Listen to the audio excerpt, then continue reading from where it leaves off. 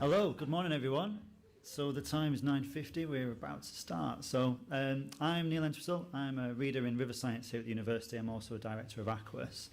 Just wanted to quickly welcome you all, but to also give you a little health and safety briefing before I pass on to Mike Rogan and we kickstart this. So if you want the toilet, it's just outside to the right, just a little bit on our way back to where you came in. There's a small door on a wall that says toilets. If you just head in there, there's the toilets are in there. If there is a fire alarm, there's no one planned.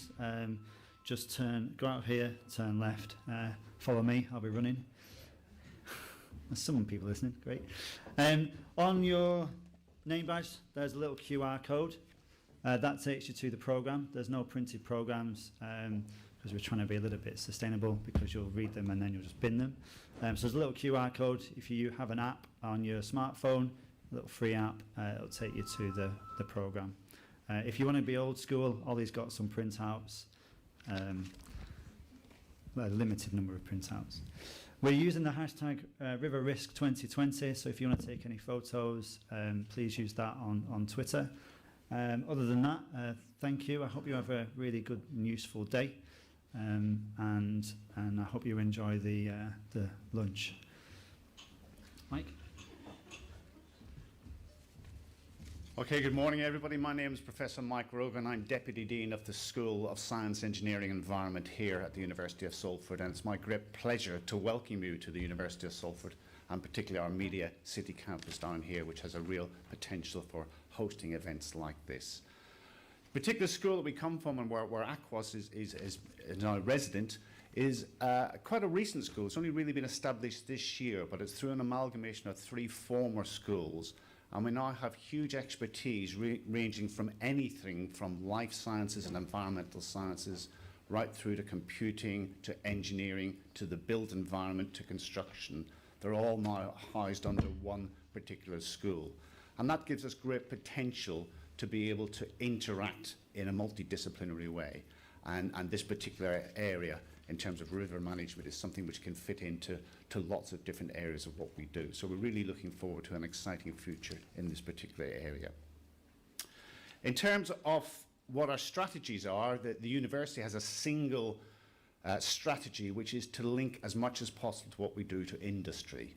So everything we do, every program that we run, every type of research is trying to link into industry where possible, and AquaUoS is a really good example of that type of activity.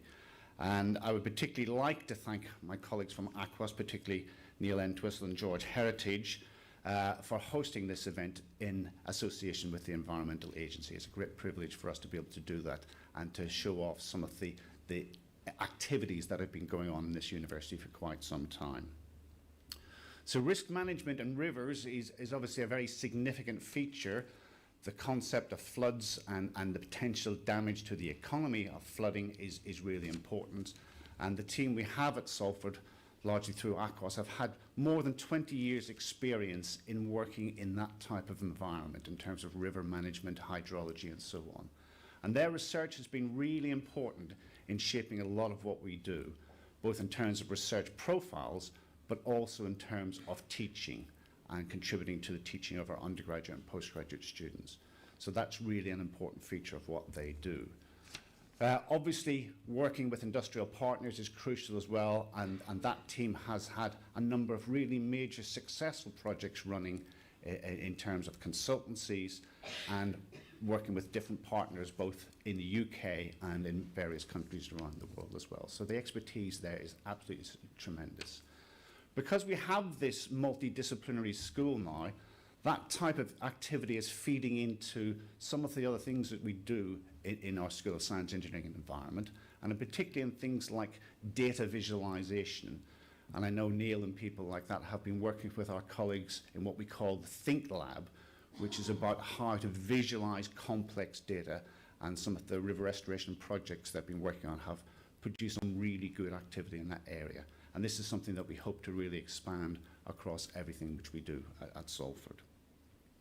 But today's conference is obviously about risk management and in particular managing risks. All of those projects which you're working on, which you hope to work on, have considerable risks with those. And it's really good to see that there is a combined approach to thinking about what the risks are and what the problems and strategies might be to solve those. It sounds like a really interesting program. Unfortunately, I can't stay for the rest of today. I've got to go to another meeting straight away. But I think you'll enjoy your experience down here at Media City. You'll certainly enjoy the science and the consultancy-based talking which goes on in the sessions. And hopefully you'll get the chance to think about collaboration, think about developing projects in different areas. And we would very much like to see anybody come back to Salford again if they have other ideas that they want to develop further with us.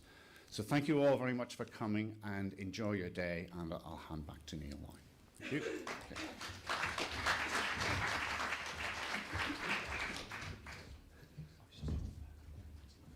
All right, thanks. Okay, thanks, Mike. So I'd just like to now introduce a slight change in our schedule, and Martin's going to do the little welcome. Thanks, Martin.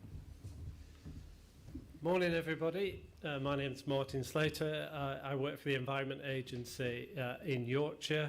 About 15 minutes ago, I was sat on one of Manchester's lovely trams, going through some of the finest weather that Manchester could offer, expecting to arrive in good time at the conference, grab a cup of coffee or a tea, speak to some old friends and colleagues, generally relax, and then I got the call from Ollie.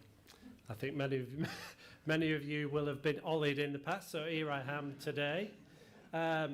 Keith Ashcroft is running late. I'm obviously not Keith Ashcroft, so I've been roped into doing a very short introduction to today's workshop. And I think a few important things to say. It is a workshop. It's not a conference, so whilst we have a number of really fantastic presentations, we've got a really good session this afternoon, a workout for the brain. And I really want everybody to try and really focus on the questions for this afternoon. So as you're listening to the presentations this morning, if you could think through some of the questions that are on the agenda, and more importantly, some of the answers that we want to get out of all of your intellects for this afternoon.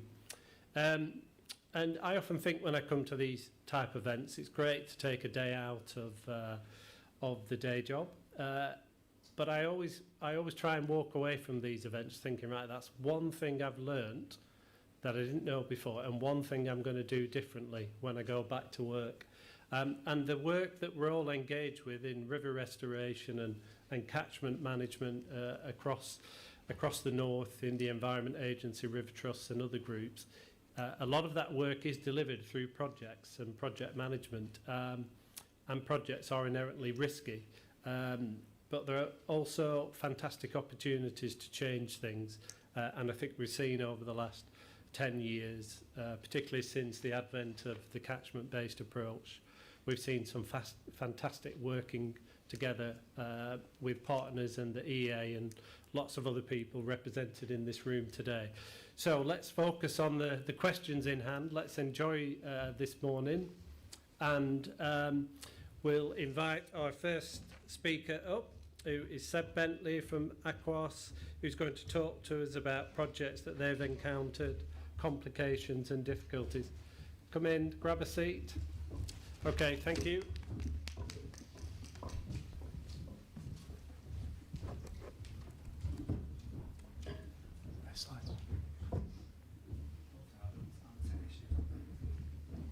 Hello, Mr. Technician. You should be up there. Can you start the first slide, please? Have it on the desktop there. Where? Ah, right, there you go.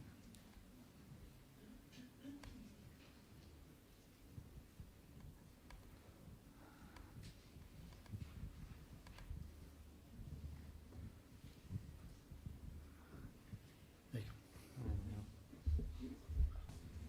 go. Okay, thanks all for coming.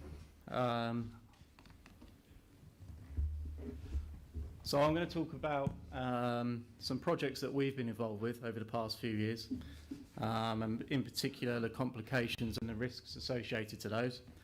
I apologise in advance to anyone in the room that may be involved in the projects. I'm going to be pretty upfront with some of the issues, so you can feel free to kill me later, or just blame George because he's not here. I think a lot of them these photos were deliberate. They're not just there to look pretty. I think some of the complications in particular that arise from the type of projects that a lot in this room are working on relate to these photos a lot. So we can see in the top left-hand side where we've got a single thread watercourse that's been drained and straightened, but yet we can see in the landscape the multi-thread network that river system once was. But the perception of a lot of people and landowners is that all rivers should be a single thread system, and the challenge is, through engagement and education, altering people's views on that, and that rivers aren't just a single thread channel, they can be very different. And also this perception of stability, I think, is quite important, and is where a lot of complications and potentially risks come about, which these other two images represent, that everyone sees, or people often see erosion as a bad thing, and that rivers shouldn't move, and that needs to stop. Whereas often through our river restoration projects, we're looking to reintroduce these natural processes, and that is very much a goal that we should be communicating effectively.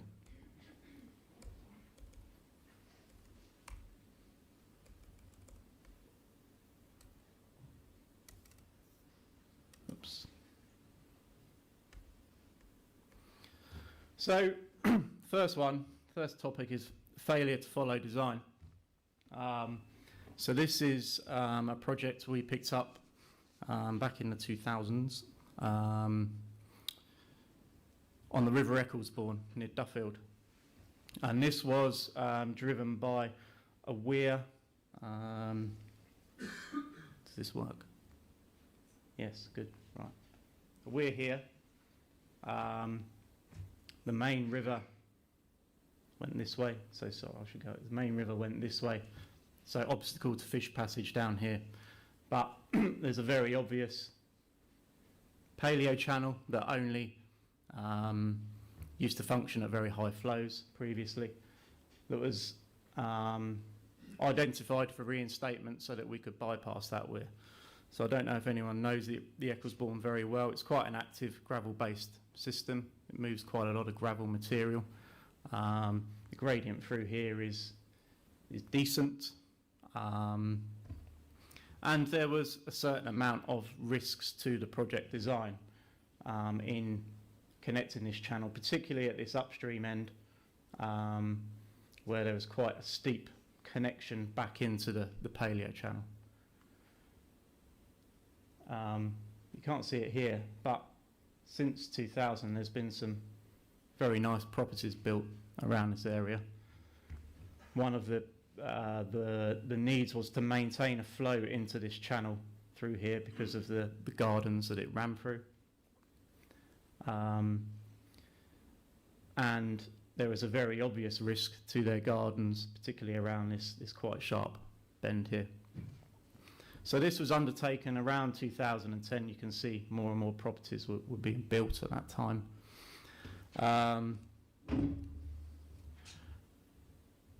It ran into some complications, mainly because there wasn't adequate supervision of the design on site, which is quite important, particularly in these active gravel-based systems, where decisions sometimes have to be made on site during that construction process. The construction of these types of restoration schemes are quite niche. Not many contractors have a lot of experience in it. Sometimes they need the guiding through that process. They also run out of the boulder sized material during the first phase of works, which actually resulted in quite a severe initial response and erosion into these lovely gardens here, which obviously these people weren't happy about. So they had to be revisited. More boulder sized material was required to shore up the bank around here, which increased the project costs quite significantly. Whereas decisions could have been made on site to try and get around that without the need to revisit, rather than walking away and hoping for the best. I'm now happy to say it has stabilised around the area, and they're now happy. But it's just to reinforce the importance of a design on paper is quite hard to get across for these restoration schemes to contractors that don't have a lot of experience in this type of thing. So always plan for your supervision, and also make sure you follow the designs to the letter, because particularly in these active systems, those responses can be quite severe. Engagement. So I think it's going to come up quite a bit today. I want to talk about a couple of projects where we had some interesting engagement that we had to deal with through the process to get to that construction phase. Ennerdale Mill Dam on the River Ian is going to come up in a talk shortly as well, so I won't dwell too long on this, but this was another weir removal scheme down here that had various features designed in to manage the hydraulic gradient release as a result of taking out that weir. And there was some quite strong opposition to this weir coming out, particularly from an angler's perspective. They saw it as a big threat to their fishing along this particular stretch. They thought that the fishing areas and the habitat would suffer as a result of what we were trying to achieve. A hell of a lot was invested in providing evidence to suggest otherwise. A lot of modelling, a lot of engagement went into this. I think it's fair to say, I know Luke will talk about it in a bit, that we didn't really get anywhere very fast in that respect. So we went through the planning process where objections were raised, but that was a good thing because we could then deal with those directly, and we had the decision made based on that evidence being produced. So what I'm trying to say here is that you're going to get very negative engagement a lot of the time on some of these schemes that you work on before you get to that planning stage, and a lot of people get put off by that. But as long as you have courage in your design and the evidence is there, then don't be afraid to go through that planning process to front these issues head on. It won't stop the negativity, I'm sure, even if you get to the construction phase and it's delivered. But we've heard rumours that no one, I think, will front up with, but it's now a lot better fishing numbers along that breach. So there we go. So this is another one in Cumbria. This is Goldreel Beck Brothers Water. You can just see the corner of that lake here. So we're downstream of Brothers Water. So this was a scheme that's been looked at for about a year and a half, 2 years maybe, for reinstating, the channel runs along the edge here, for putting that back into the valley bottom, into this area here, taking it out of a single thread system, putting it back into a multi-thread system. So concept designs were drawn up. These were discussed with various stakeholders, landowners. We then had a very spurious claim from a landowner that there was a cattle burial pit back in 1949 where anthrax-infected cattle may have been buried, which seemed news to us. But the National Trust had to deal with this as a result. They couldn't be seen to just ploughing on ahead, because obviously if we're going to be reintroducing anthrax to the system, that's probably not a good thing. It just happened to fall slap bang in the middle of our initial design, so it started ringing bells already. But the result was the National Trust had to spend many thousands sampling all of this area to test for anthrax. So these show all the different transects that were taken. And consultants, being consultants, found various anomalies, so that more analysis work had to be done, more money spent. But this was the main issue, and the initial results came back. That anomaly was 6 meters down from the top of the ground level. So at that point, an argument could have been made that we're only excavating a channel about 1 meter deep. We're unlikely to be doing much to even interact with any possible anthrax there. But further testing has been done. I'm not sure if we've got, I think I saw Becky walk into the room. She's going to kill me later. Have we had the results back? No. No, hopefully today. Okay. So we'll catch up on that later.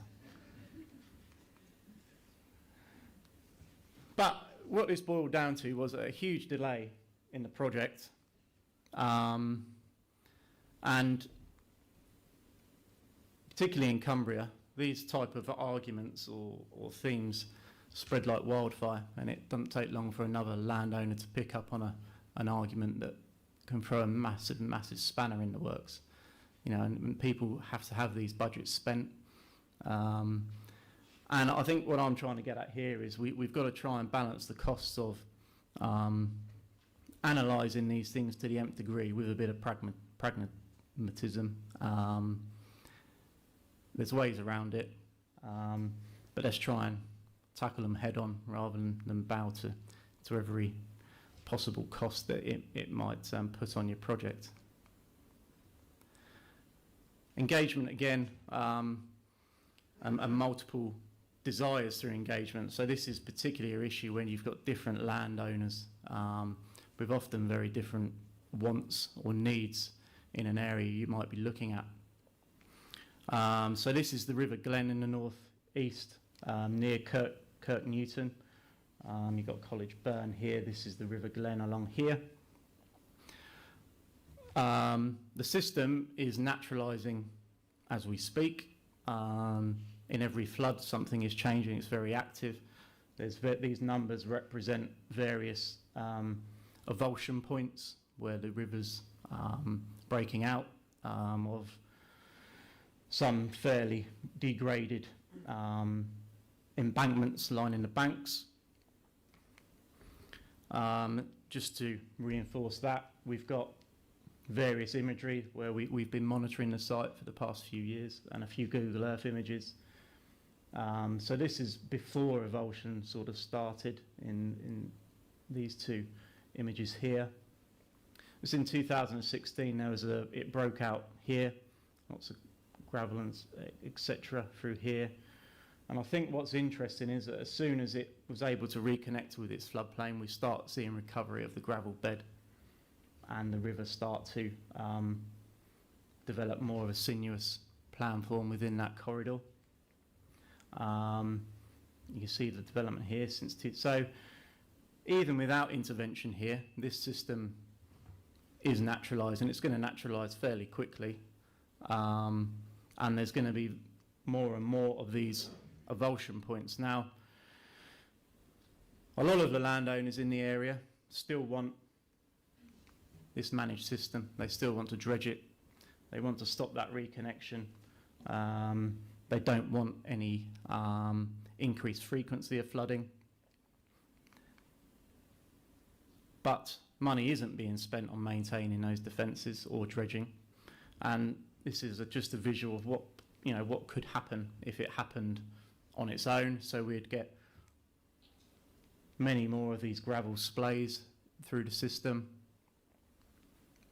development of the gravel morphology through that reach in response to that improved floodplain connectivity. And you show this slide to the various landowners, and it's a lot of horror. So we've been trying to find a solution that balances that with allowing to the system to naturalise, but perhaps in a little bit more of a controlled way, by modifying some of the embankments, setting back some of the embankments, taking away parts of embankments. So there's been God knows how many iterations of that design to try and keep everyone happy, and we're still not quite there. And this is why, really, because we've got so many different landowners, and this is such a linked up system, because once flow does get into the floodplain, it flows along the floodplain and down, gets caught behind maintained embankments down here. And they all have different wants. You know, these guys aren't too worried. These guys are. And trying to balance that in an active system that's going to naturalise anyway is almost impossible. And I think this goes back to this desire for stability and people not liking change. People want to go back to that managed system still, even though the money isn't there to continue to do that from a regulatory perspective. And it's trying to get across what we're also trying to achieve is not stability. The intervention isn't to create stability, it's more to encourage that naturalisation, but perhaps in a more controlled way. Because it will inevitably happen, but not in a controlled way. So that engagement has been quite tricky to get that message across. And I say we're still not there. Many don't like change. So back to Gold Reel, sorry Becky. The study area for Gold Reel Bet was around here, if you remember me saying.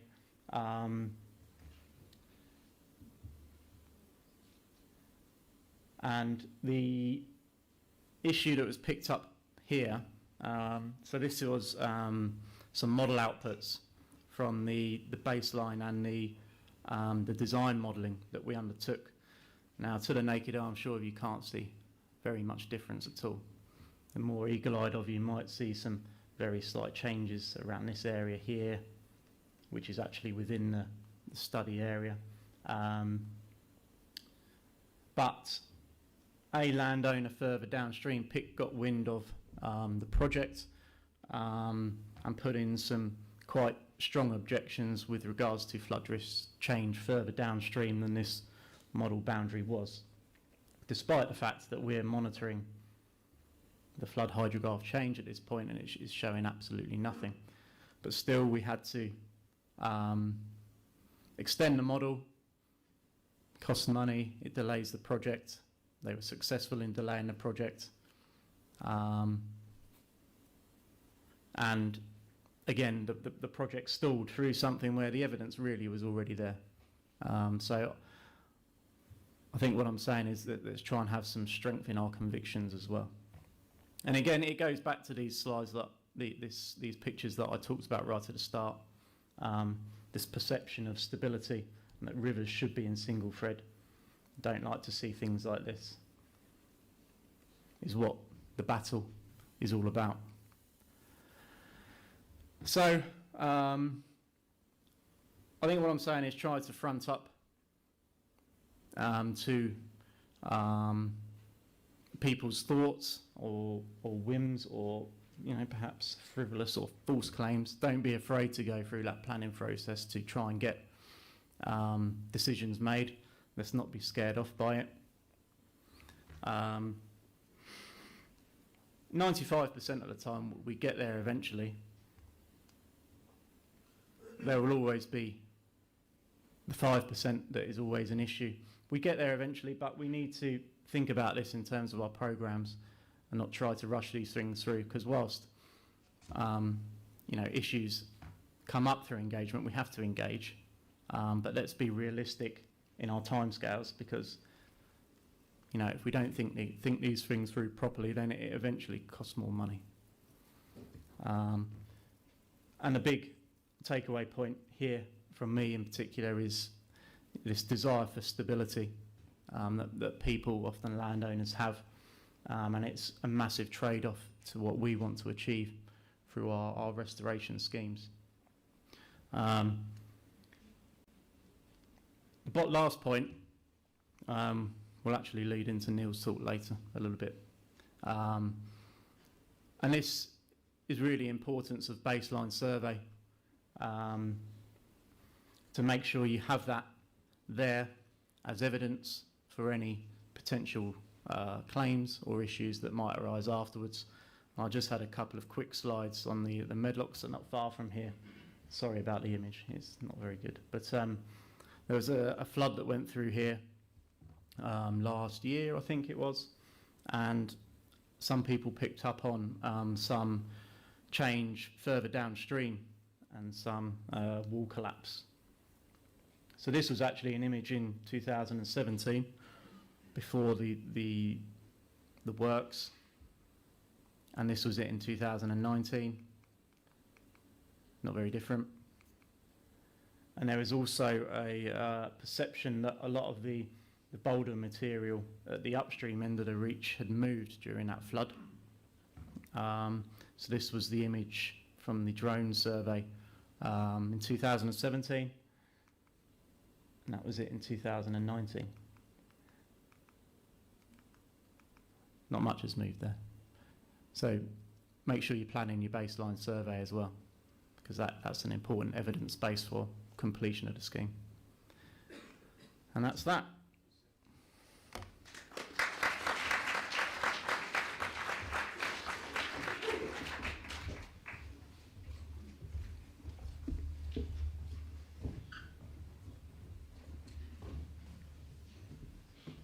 Thank you, Seb.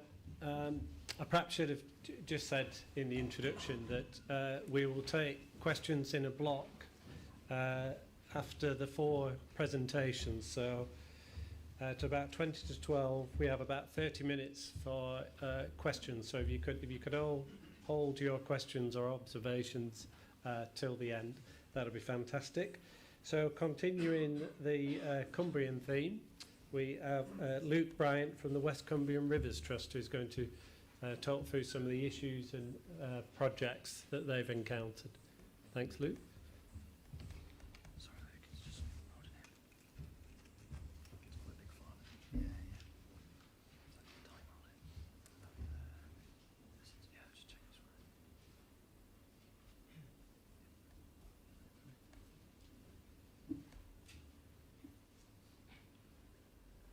Hey, hello. There you go. All right, thank you. Cyrus. Great, thank you.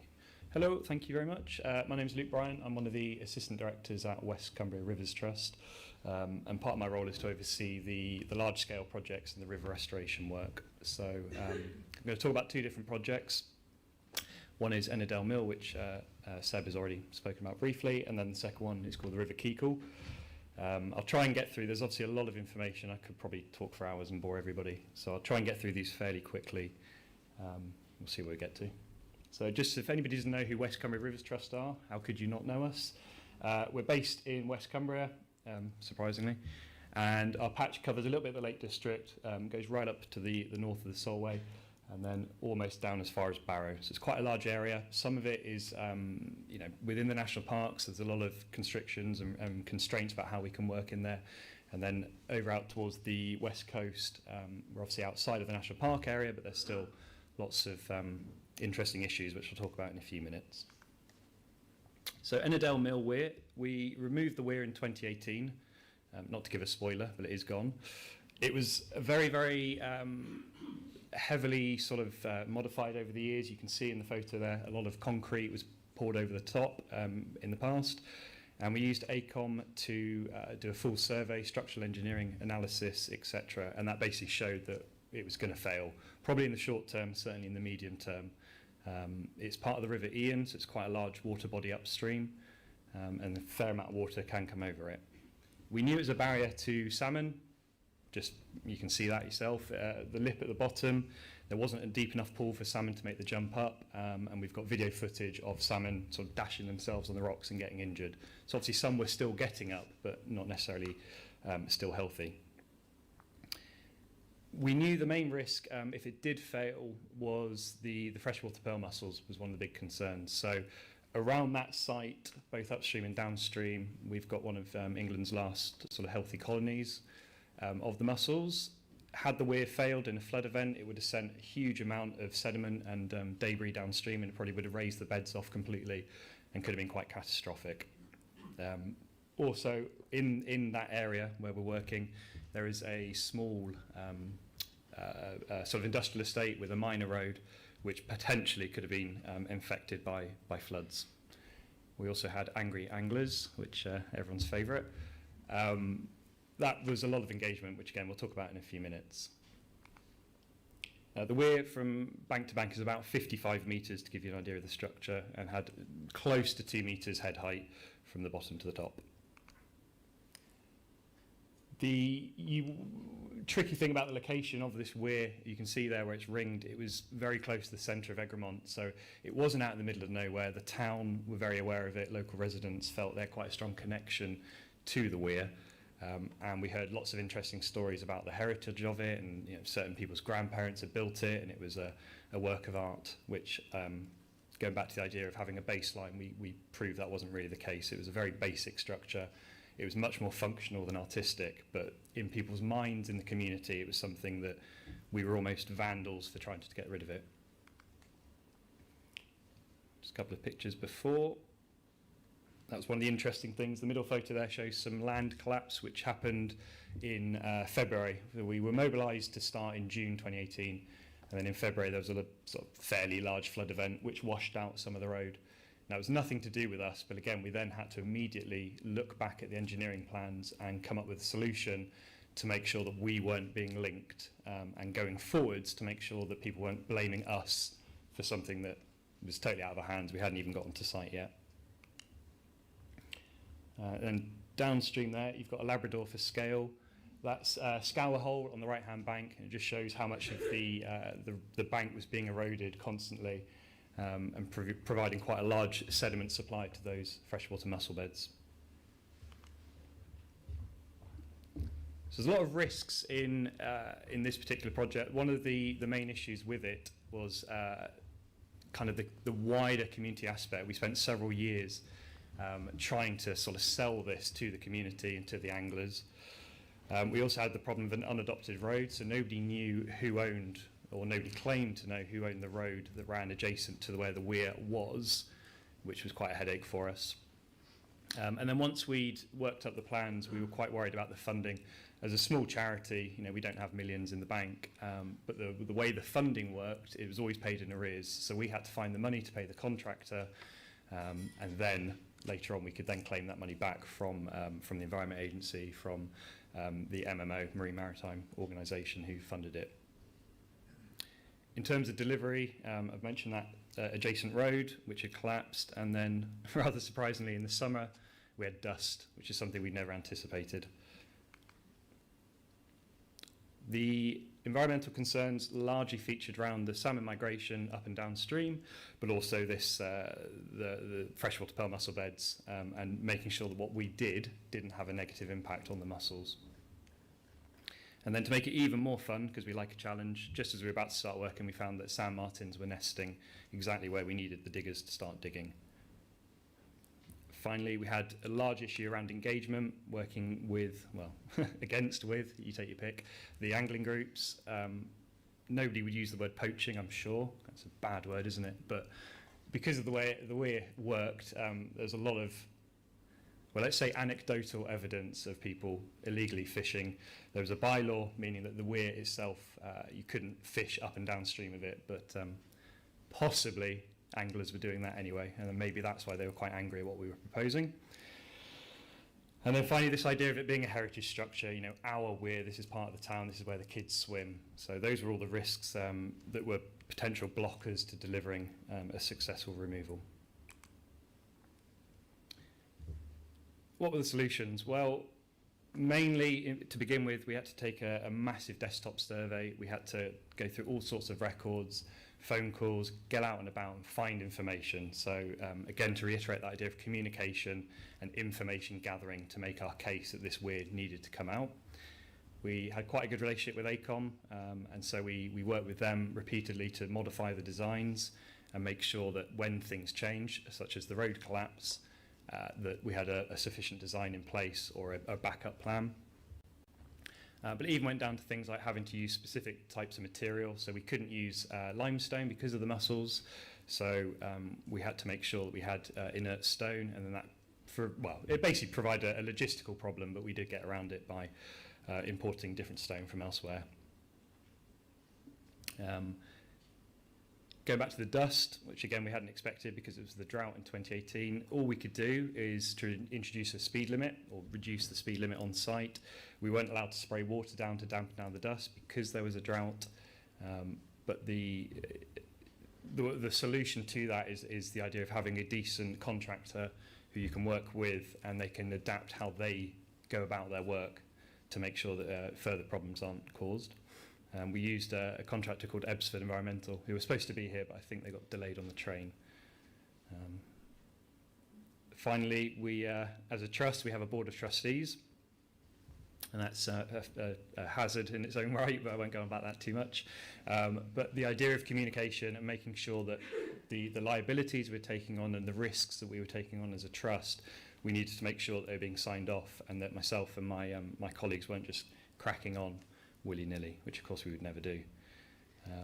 One of the main solutions as well, which I'd always recommend if you have the budget, is working with the designers throughout the delivery phase, not just creating a design and then you as the project manager deliver the work, but to have some input in the supervision to make sure that you've got environmental clerks of works or a geomorphologist on site to monitor the work programme and make sure that the design is being followed properly. You know, myself, I'm not an engineer, I don't have that background, but luckily I know people who do, so we made sure that ACOM supervised everything we were doing and could sign off on the works. So some of the innovations we came up with, or the collective we built a causeway into the river just below the weir so that heavy machinery could get into a live channel without churning up the riverbed and without putting silt plumes downstream. That middle photo is the day, I think a few people from this room were there, where we actually breached the weir. There was a brief spell of muddy water. Luckily, nobody has any photographic evidence of silt getting further downstream. If they do, let's delete them. And then this, we took out the weir. The middle photo was on a Friday, and then the following Monday, we let it settle over the weekend.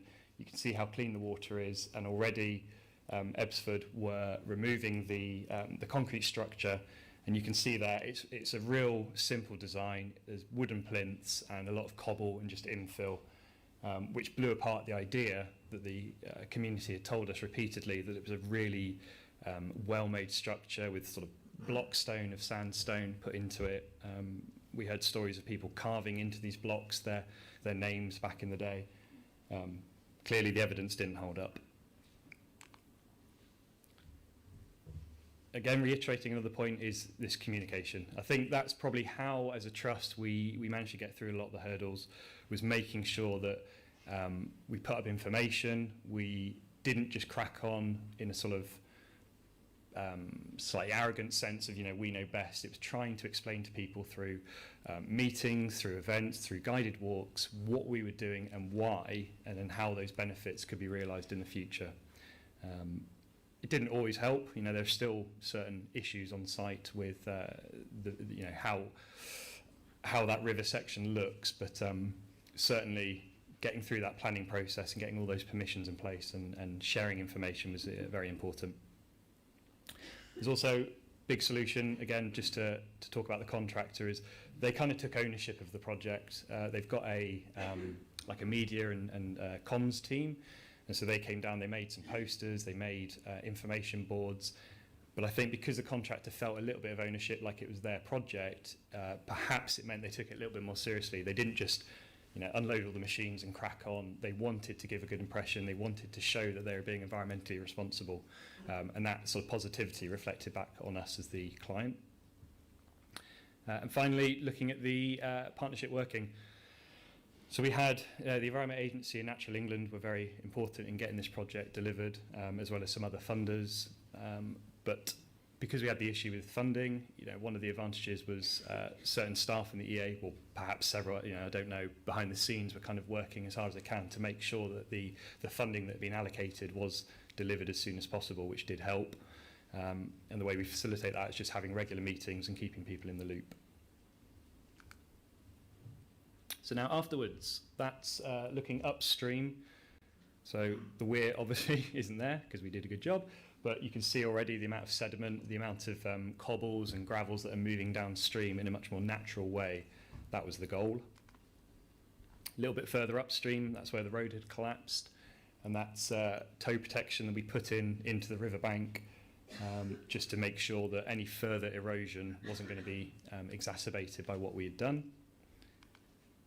And then downstream, that's the same photo from that scour hole without the Labrador this time. It was infilled, but probably 95, 98% of that material there is what has now washed down since the weir is removed. So it's a much more natural sediment regime being observed. We repaired the wall, so I'm going to try and work out how to point this. Hopefully it won't. Hey, we repaired the wall there with the existing block stone, some of which had washed away. But all of that material is just what the river had brought down. It wasn't placed there by us and our machines. So just quickly running through the outcomes. We successfully, in 2018, we delivered it on time and within budget. It was approximately £350,000 for the capital works, probably another 100,000 for all the design, the build-up, engagement, etc. Proud to say we had 0 pollution incidents on site during the construction phase. And we know that the freshwater pearl mussels were successfully protected. We did translocate them. I think it was about 50 individuals we moved from site, but when we surveyed the downstream beds in 2019, we've actually seen better conditions, and that's a result of this more natural sediment regime that we can see on site. Anecdotally, at the moment, we haven't got hard data, but we've heard from the angling clubs upstream that they had the best catch in the winter of 2018-19. They've even told the EA's fishery officers that, but they said they wouldn't put it on paper for whatever reason. We still get complaints every now and then. As Seb said, you can't win them all, but it's a very minor, slightly vocal, but a minor group of people who don't seem happy. The vast majority of people realise that their town is a little bit safer. There's less risk of catastrophic events and a much more natural system there. And finally, this movements of erosion and deposition that are taking place. We've got all the baseline data. We're monitoring it with fixed point photography to show those changes, and I think ultimately it's a very positive story we've got coming out of there. So my lessons learned: really consult with everybody, meet people face to face, and then taking the time to explain things. If people have a sense of ownership of their river or their weir or whatever it is, that can be very ingrained. So being sympathetic to that and working with people is probably easier in the long run if you've got the luxury of time, especially. Ask questions of your designers and consultants. I'm always on the phone to them. They probably hate me, but they're the ones who've come up with the design. They're the ones who then have that responsibility to see that the design is being stuck to and adhered to. We had a lot of last-minute changes on site because of those conditions, things like the sand martins nesting. But because we work well, I think we work well together, we could make sure that the project was always moving forwards successfully. And trust yourself. In this room or in your organisations, collectively, we are the experts. Just because somebody from wherever doubts it or says it isn't working, trust yourself. I think we know what we're doing by and large. And finally, working drought conditions, that helps. So the drought in 2018, we had 6 weeks working without any rain, which was incredible. But in all seriousness, the reason that worked we'd got all the paperwork in place already. We could hit the ground running. We weren't trying to mobilise to site at the end of the summer period. We were lucky it was dry, but all the legwork meant that we could hit the ground in June and give yourself the best opportunity to successfully do the project. Oh, that's doubled up, sorry. So that's the that's Ennerdale Mill Weir, and just going to move on to the River Keekle. Just a quick show of hands. Who here, apart from my boss who works for me, who here knows about the River Keekle? That's more than I thought. Okay, good. It's a beautiful river. Don't let anyone tell you otherwise. For those who aren't familiar with it, it's again in West Cumbria. It's about a 2.5 kilometre section that was lined with plastic. So it covers a former open cast coal mine, and basically in the 1990s. They reinstated the mine, they buried a load of toxic mine waste about 60 metres deep, capped that off with inert overburden, and then decided to put a clay cap to stop any groundwater bubbling up that could potentially be toxic.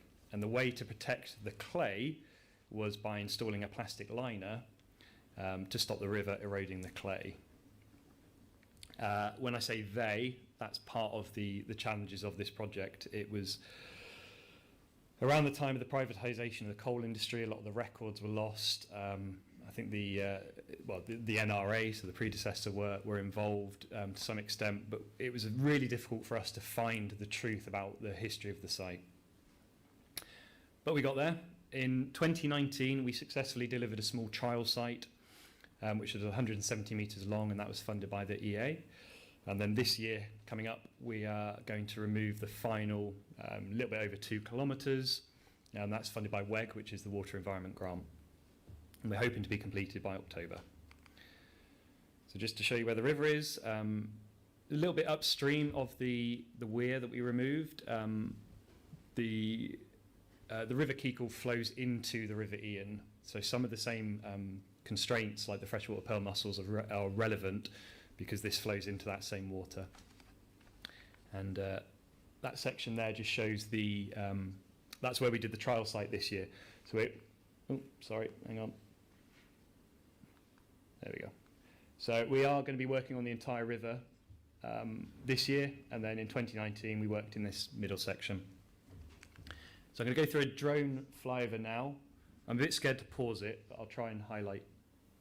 That's not me, I didn't do that. Oh, hang on, it's all going wrong. I'm going to stop pressing this. So, all of it, it's not me, promise. Hands off. Kind of hard to see because of the sunshine, but all of those shiny things, that's the plastic lining. Oh, in my head this works so much better. That's one of the tributaries called Presgill, and you can see how heavily lined it is. So that's only a small section of where we have to work this year. Okay, hopefully this is the second half of that video.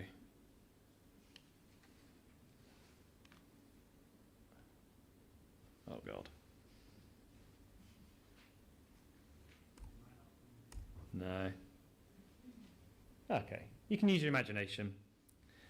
But they're right from bank to bank, pretty much 20 metres across the entire river. These huge sheets of black plastic have been installed, and we're going to come and remove it this year. So some of the photos of it before, again, you can see it basically starts on the river bank, it comes down underneath the river, and then is pegged into the opposite bank. We think, we won't know until we've done it properly, we think there's possibly 150 tonnes of plastic in total. A lot of it is in that condition. I say it was installed in the early 90s, and very soon it started to break down through, originally through mechanical erosion, and then we think through ultraviolet radiation, kind of breaking it down even further and making it quite brittle and therefore more susceptible to damage. So it's not your usual river, and that itself posed a big problem. A lot of weir removals and other projects, there's usually some sort of precedent. We aren't aware of any other project on this scale that we could learn from. So we had to kind of start from start from the start, obviously, but we couldn't copy somebody else's plans. We had to really think creatively. Probably the biggest hurdle is the cost, somewhere between £1 million and £1.5 million. We had estimates over the years up to sort of 2, 3, perhaps even more millions to fix the site. And again, for us as a Rivers Trust, it was quite terrifying to take on that kind of liability. The environmental issues, again, for us, this was all new, certainly for me. We had up to 150 tonnes of plastic to deal with. There was the fear of the toxic spoil, which sounds terrifying, but it's more about heavy metals rather than sort of nuclear radiation or anything. But that was buried quite deep down, potentially with the river sat right above it where we're going to be digging. We've already mentioned the freshwater pearl mussels downstream, which could be negatively affected. And it's also a very, very flashy river. It's got quite a close catchment, so you can get big cloud bursts, and it's suddenly just, you can see the river rising in a very short space of time. I suppose the one advantage of a project like this is nobody looks at those photos and nobody sees that river and says, leave it alone, it's beautiful. So it was an easy sell to find the motivation to do the works. There's some very minor complaints from 1 or 2 local people, but I don't think they deserve time of day. So from 2017 onwards, we undertook a very comprehensive desktop study to identify all those records as best we could. The final report was over 100 pages with maps and as much information as we could get. EA staff, again, were constantly working in the background, I think. Obviously, they don't tell me what they're doing, just to push for funding and to push to have this momentum going. There's a weird thing, don't need to get into, with it on the WFD frameworks and things. I don't think it scored particularly badly. It kind of came out as good because nothing had been done for so long. It kind of reverts back to good status. So even though we all knew it needed, fixing, the drivers on paper were quite difficult to identify. It was almost something that computer says no when it came to funding. But EA helped with that, and eventually we did get that funding to do the trial site. We then took a decision to split it into 2. So we did a trial phase this 2019. The idea of that, it literally is a trial. Let's learn lessons. Let's just get in there with some machines. We had a good idea of what we were doing, but we didn't know everything for sure. And then that trial information really has paved the way for what we're going to deliver this summer. So it gave us a much better idea of what to do and where to focus. And then finally we had a strategic choice of where to do this trial site. So that was, again, working with EA geomorphologists to choose the best bit that we could learn the most information from.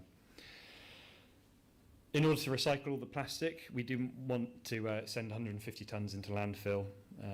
So again, nobody knew what to do with this stuff. Nobody had ever done it before on this scale. So we approached a lot of recycling companies. They all promised the earth. And then unfortunately, when they see the stuff, they realise that because it's been under a river for 20 odd years, it's not in perfect condition. We then worked with a specialist environmental contractor called Open Space, based up near Carlisle. And one of the reasons we chose them is, probably several bigger outfits, or maybe more of a civils background. They'd have the machinery, but it's that they'd have the machinery to do the work. But a smaller, more environmentally based contractor has got the skills and the knowledge to really do the job sympathetically. We were very, very concerned about lots of sediment being released and getting sent downstream when you rip the plastic out.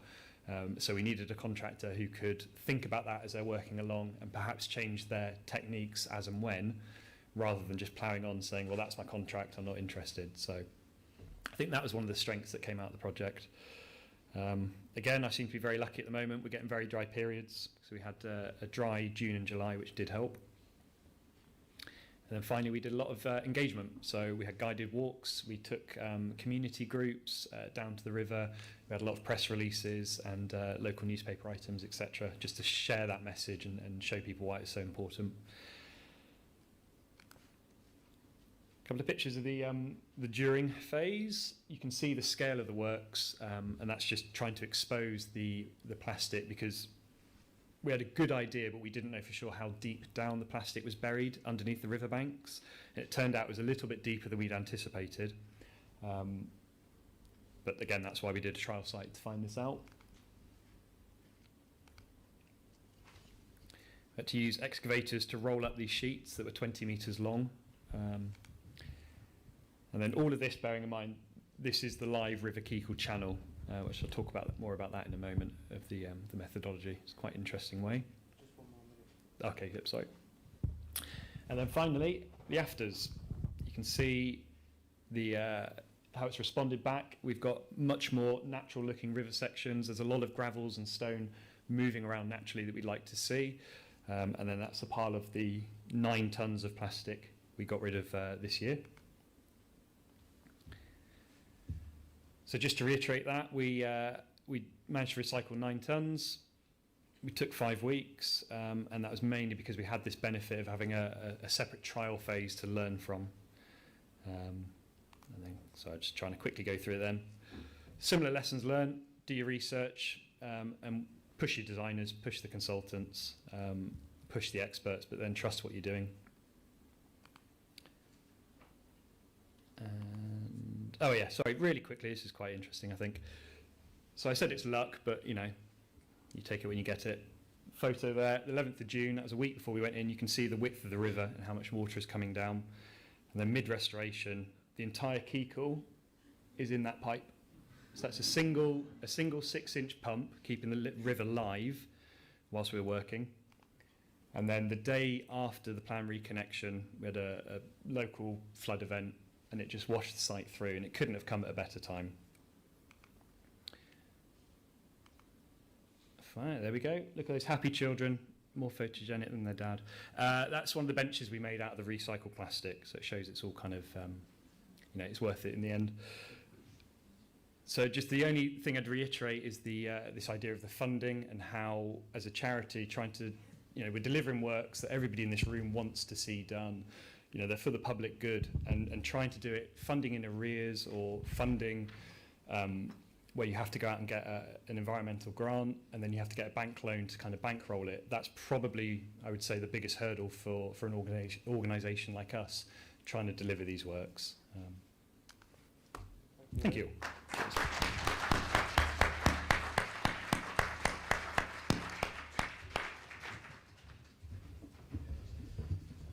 Thanks, Luke. Well, that's certainly brought to my mind lots of really interesting questions for later on in the question session.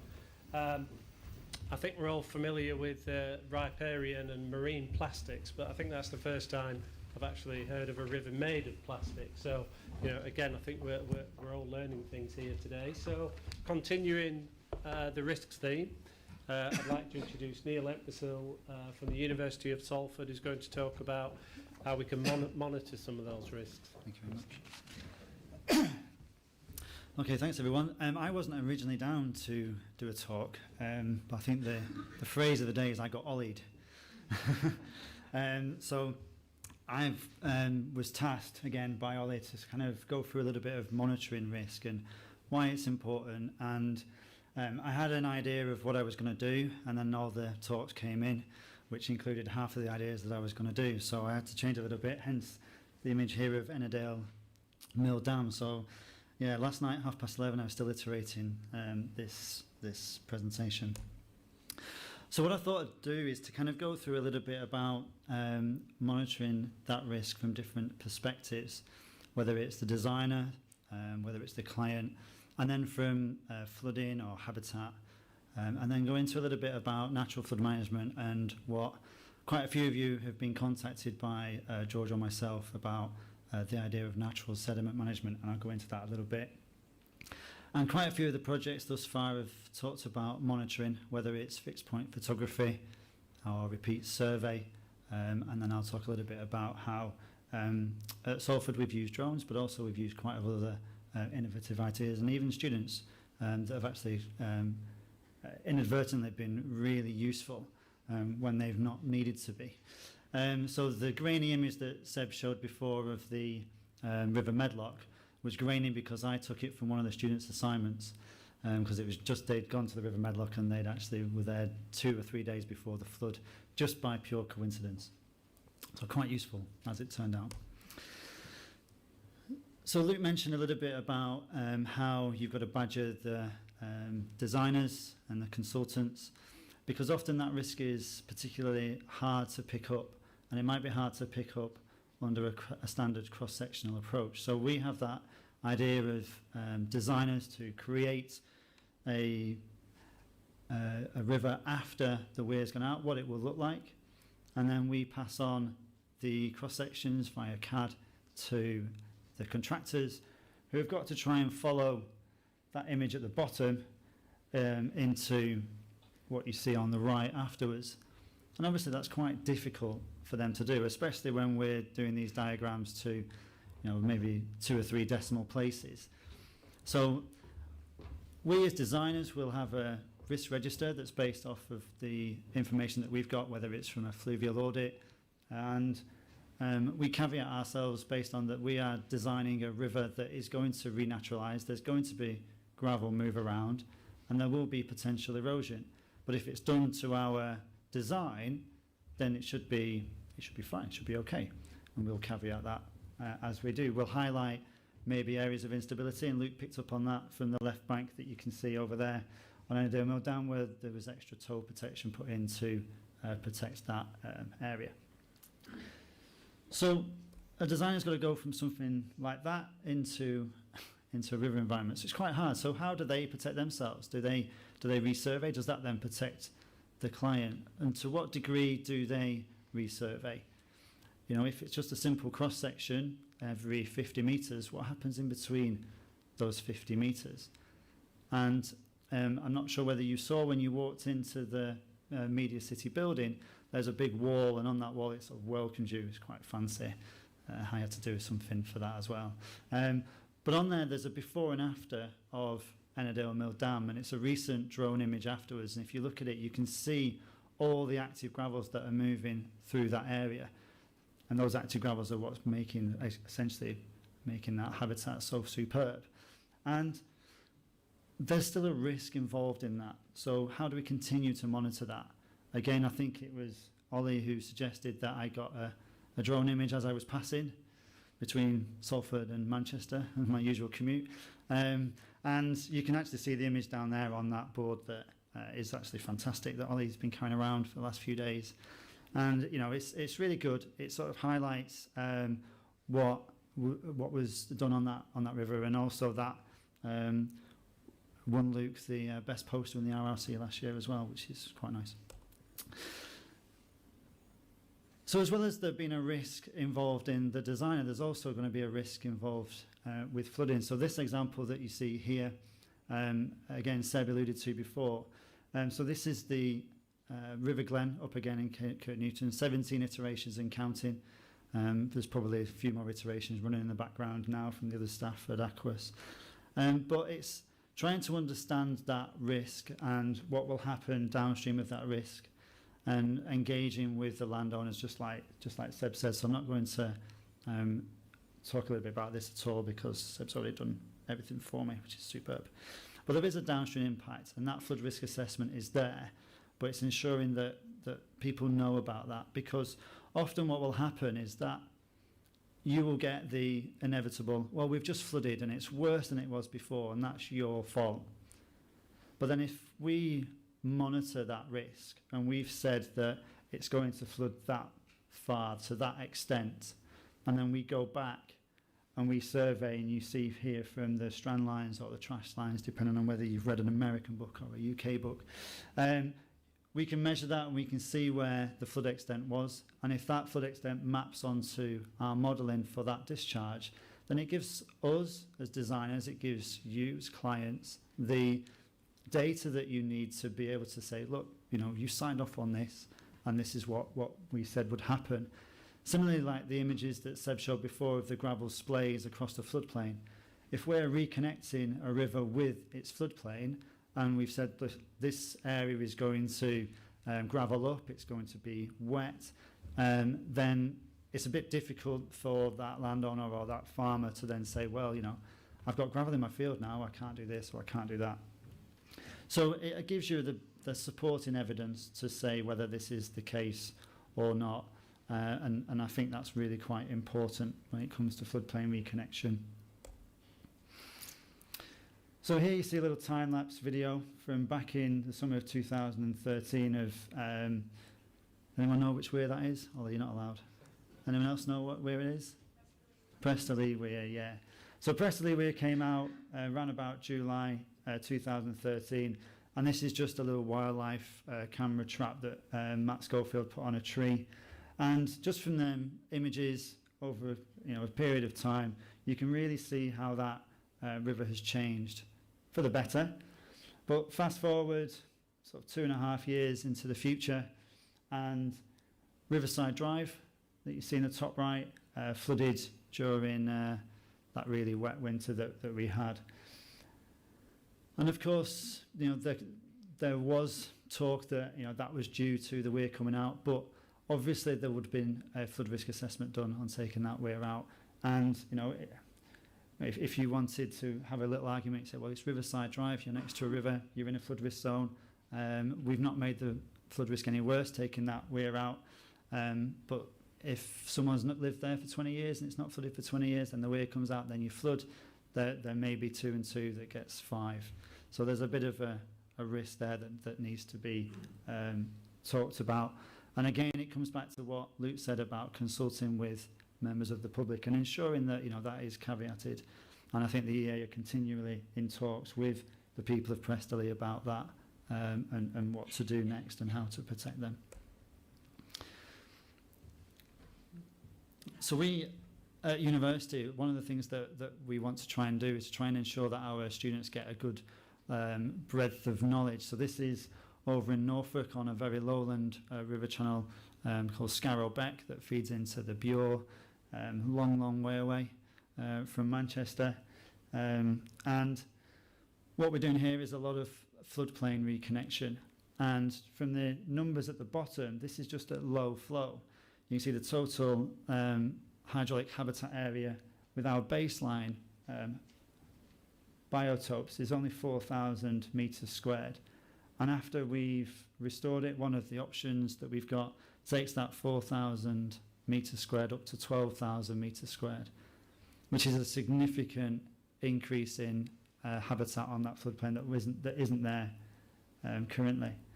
Not only that, we're increasing the amount of pool areas, we're decreasing the amount of glides, and we're increasing riffles and decreasing runs. So we're creating a better environment for any type of habitat there, which is, again, quite significant for this area. Not only are we increasing habitat, we're also changing the depths that you would get in that river. So flow is a function of velocity and depth. So of course, using the depth here, you can see that there's a variety of difference in change of depth. There's less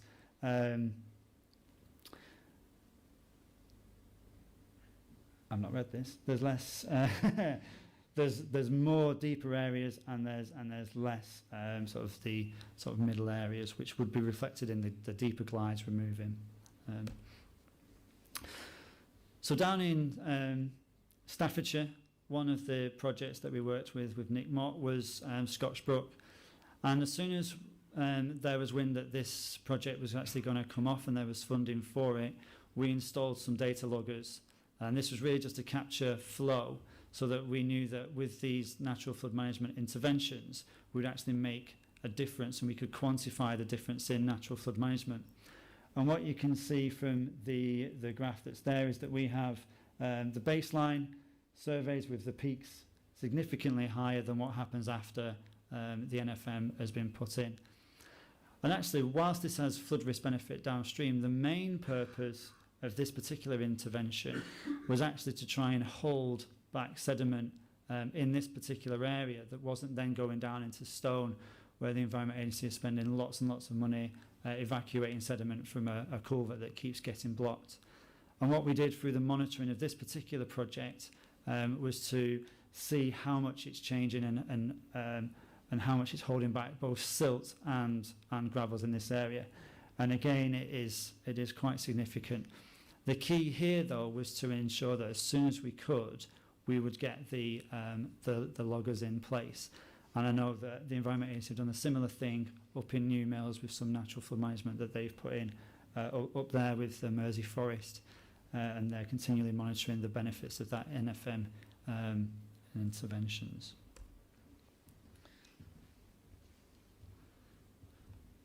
So that links me quite nicely from natural flood management into natural sediment management. And there's quite a significant input into the EA's funding from dredging, and there's that perceived need from the public that what we need to do is to dredge the rivers. And as of this morning, a paper that we're currently writing up has been accepted for publication, so I can conveniently actually tell you about it. Well, I was going to do that anyway, but now I can legally do it. So what we've done is we've used the available Environment Agency LiDAR, which covers a significant portion of the country. But also there's been quite a lot of recent LiDAR that has superseded old LiDAR. So in the example of the Caldew going into Carlisle, we've got the survey period that you can see there from the initial LiDAR data set at around about 2005, pushing through to the second LiDAR survey period after Storm Desmond and the flooding of Carlisle.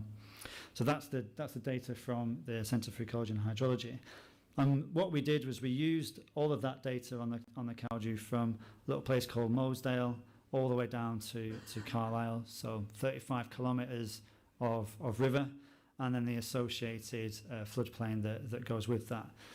So what you can see from the white outline, that is the floodplain extent in the so-called 1 in 100 year flood. And right at the top, so A on your left, that's Mosedale. So that's the area where, you think upper catchment is where we should be getting a lot of flooding. And there's very little in terms of erosion or deposition on the floodplain because it's high value agricultural land. So if there is anything deposited on there, it's quickly swiped away, or it's not flooding there at all because of the embankments. And it's actually the latter. It's not flooding because of significant embankments in that area. As we move down the river and we move into an area, well, we've called B, is there's not a lot in that meandering channel. Again, there may be a few little bars, a little bit of banks that are eroding, but not a lot. And then we go down C, we're getting much closer now towards Carlisle, and we have an area near a place called Cummersdale. And this is an area where the farmer's pretty much given up with the floodplain and has let it renaturalise. So there's no embankments, so if there were embankments, they've been breached and then just left. The floodplain is very wet. And now you can see from there that you've got erosion and deposition pretty much all over that floodplain. If you're very keen-eyed, you can also see that there's a railway line there that goes right through the middle of it, and that was flooded during Storm Desmond. And then as we go down into Carlisle, there's very little now in terms of floodplain deposition. It's all in-channel deposition. And if we look at that a little bit closely, you can see from that top image on the left, that's up at Mosedale, very little sediment on the floodplain. Moving down into B, the wandering section. So again, as Seb sort of mentioned in his talk, that rivers should really start to meander, and these are the starting process of a river trying to renaturalise. And if it's left, it will renaturalise. Okay, and again, C, that's the sort of proof in the pudding that it has renaturalised and that we have got that sediment management. And maybe if we continue to monitor this, we'll see less deposition going into Carlisle and less need for maybe dredging inside that city. And if we take those sediment volumes quantitatively, and we can see through those 4 different reaches, you see there's actually a negative balance in the top 2 and then a significant depositional balance in the bottom 2. And we can actually differentiate that between what's happening in the channel, how much of the banks have been eroded, and how much we've got overbank deposition. And again, it's no surprise that over in Cummersdale, we've got a significant amount of deposition in that floodplain. So I mentioned that it got accepted this morning, so that really is hot off the press. That's our title. I suppose it is monitoring risk. So I tick that box, Ollie. But where we've not got repeat LiDAR, what we're doing is we're taking maybe the original LiDAR from the Environment Agency and then using drones to actually create our second digital terrain model. So this is up at Coniston as you go up to the old copper mines and the youth hostel.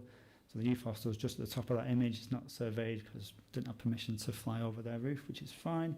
And you can see here we have that change, and this is an idea that we continue to monitor this. So I flew this again last week, and we have another DEM of difference to show how much it's changed in the future. That's not been processed.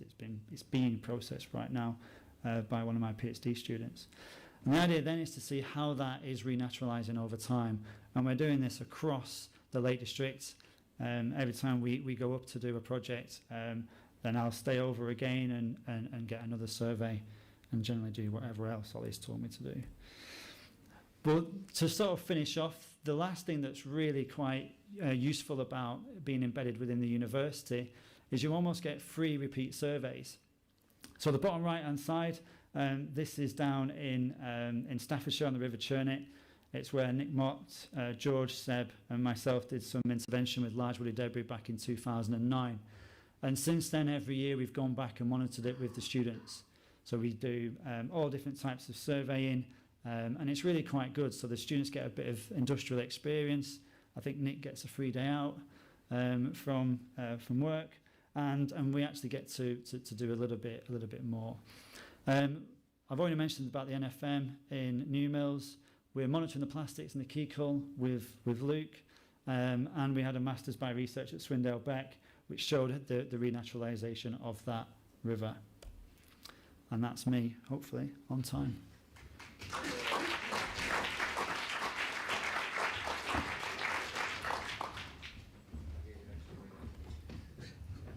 Thank you, Neil. We'll move on to our final talk of this session.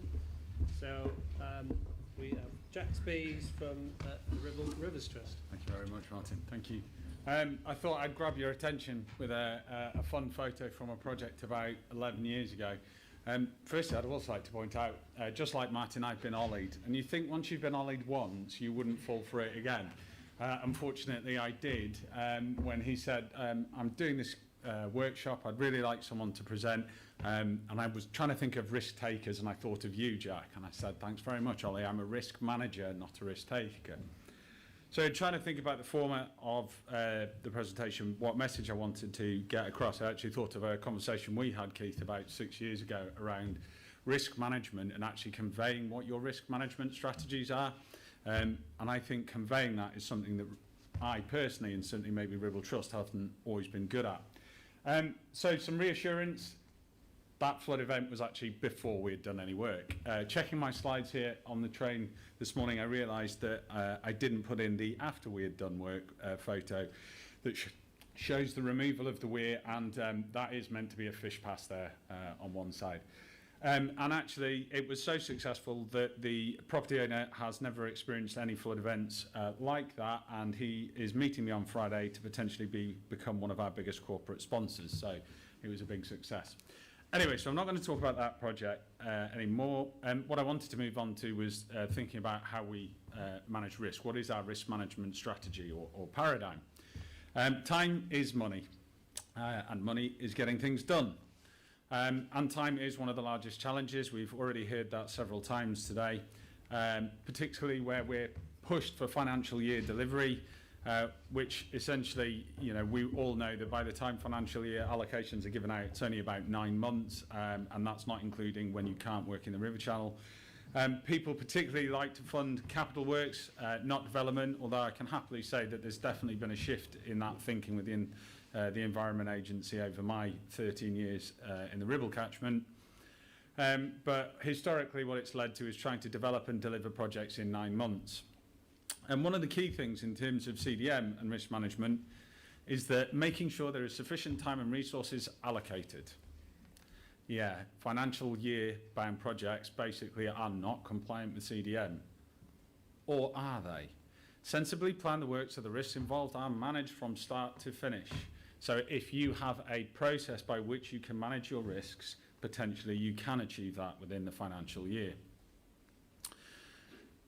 And so you have to have a sound management strategy. And sometimes having a sound management strategy and thinking about the different scenarios causes people to panic. Oh my God, so you think that this might happen? Why are you planning for that eventuality? No, it's just good risk management. Risk equals money. Famous business terminology is where there's risk, there's reward. However you look at it, risk equals money. Being sued for risk of injury or death, sorry, I was meant to do that before I talked about money, because obviously we shouldn't be talking about money when there's risk to people's life and health.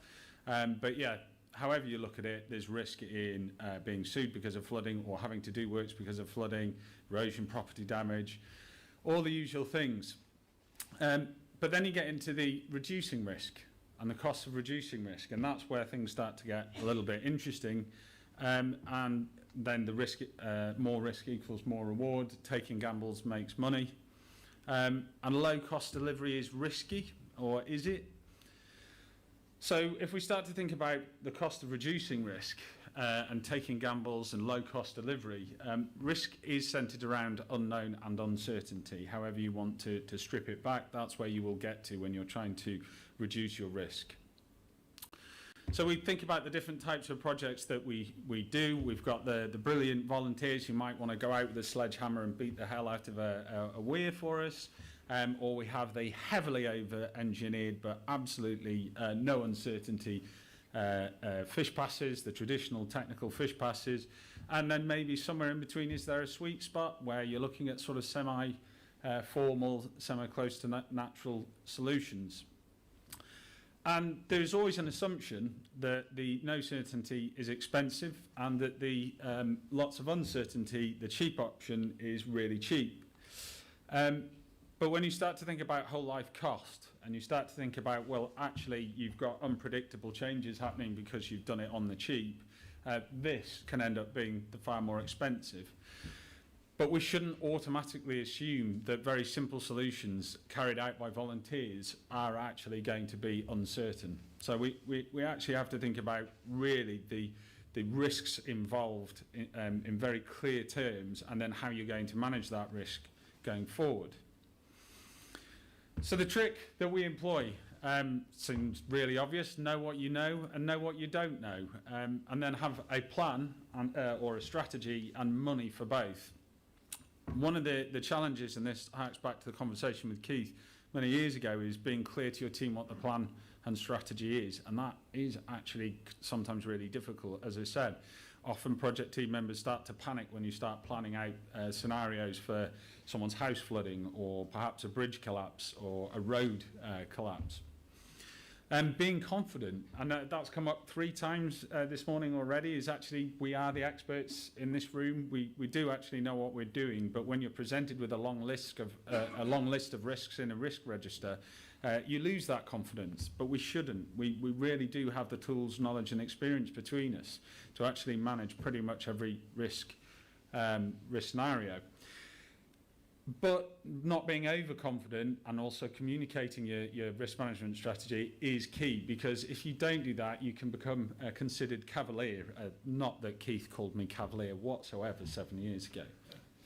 But you get the point, is that we've made a decision to undertake an action because we've risk managed it out. But if we haven't conveyed that to our funder or the permitting authority, they think we're being cavalier.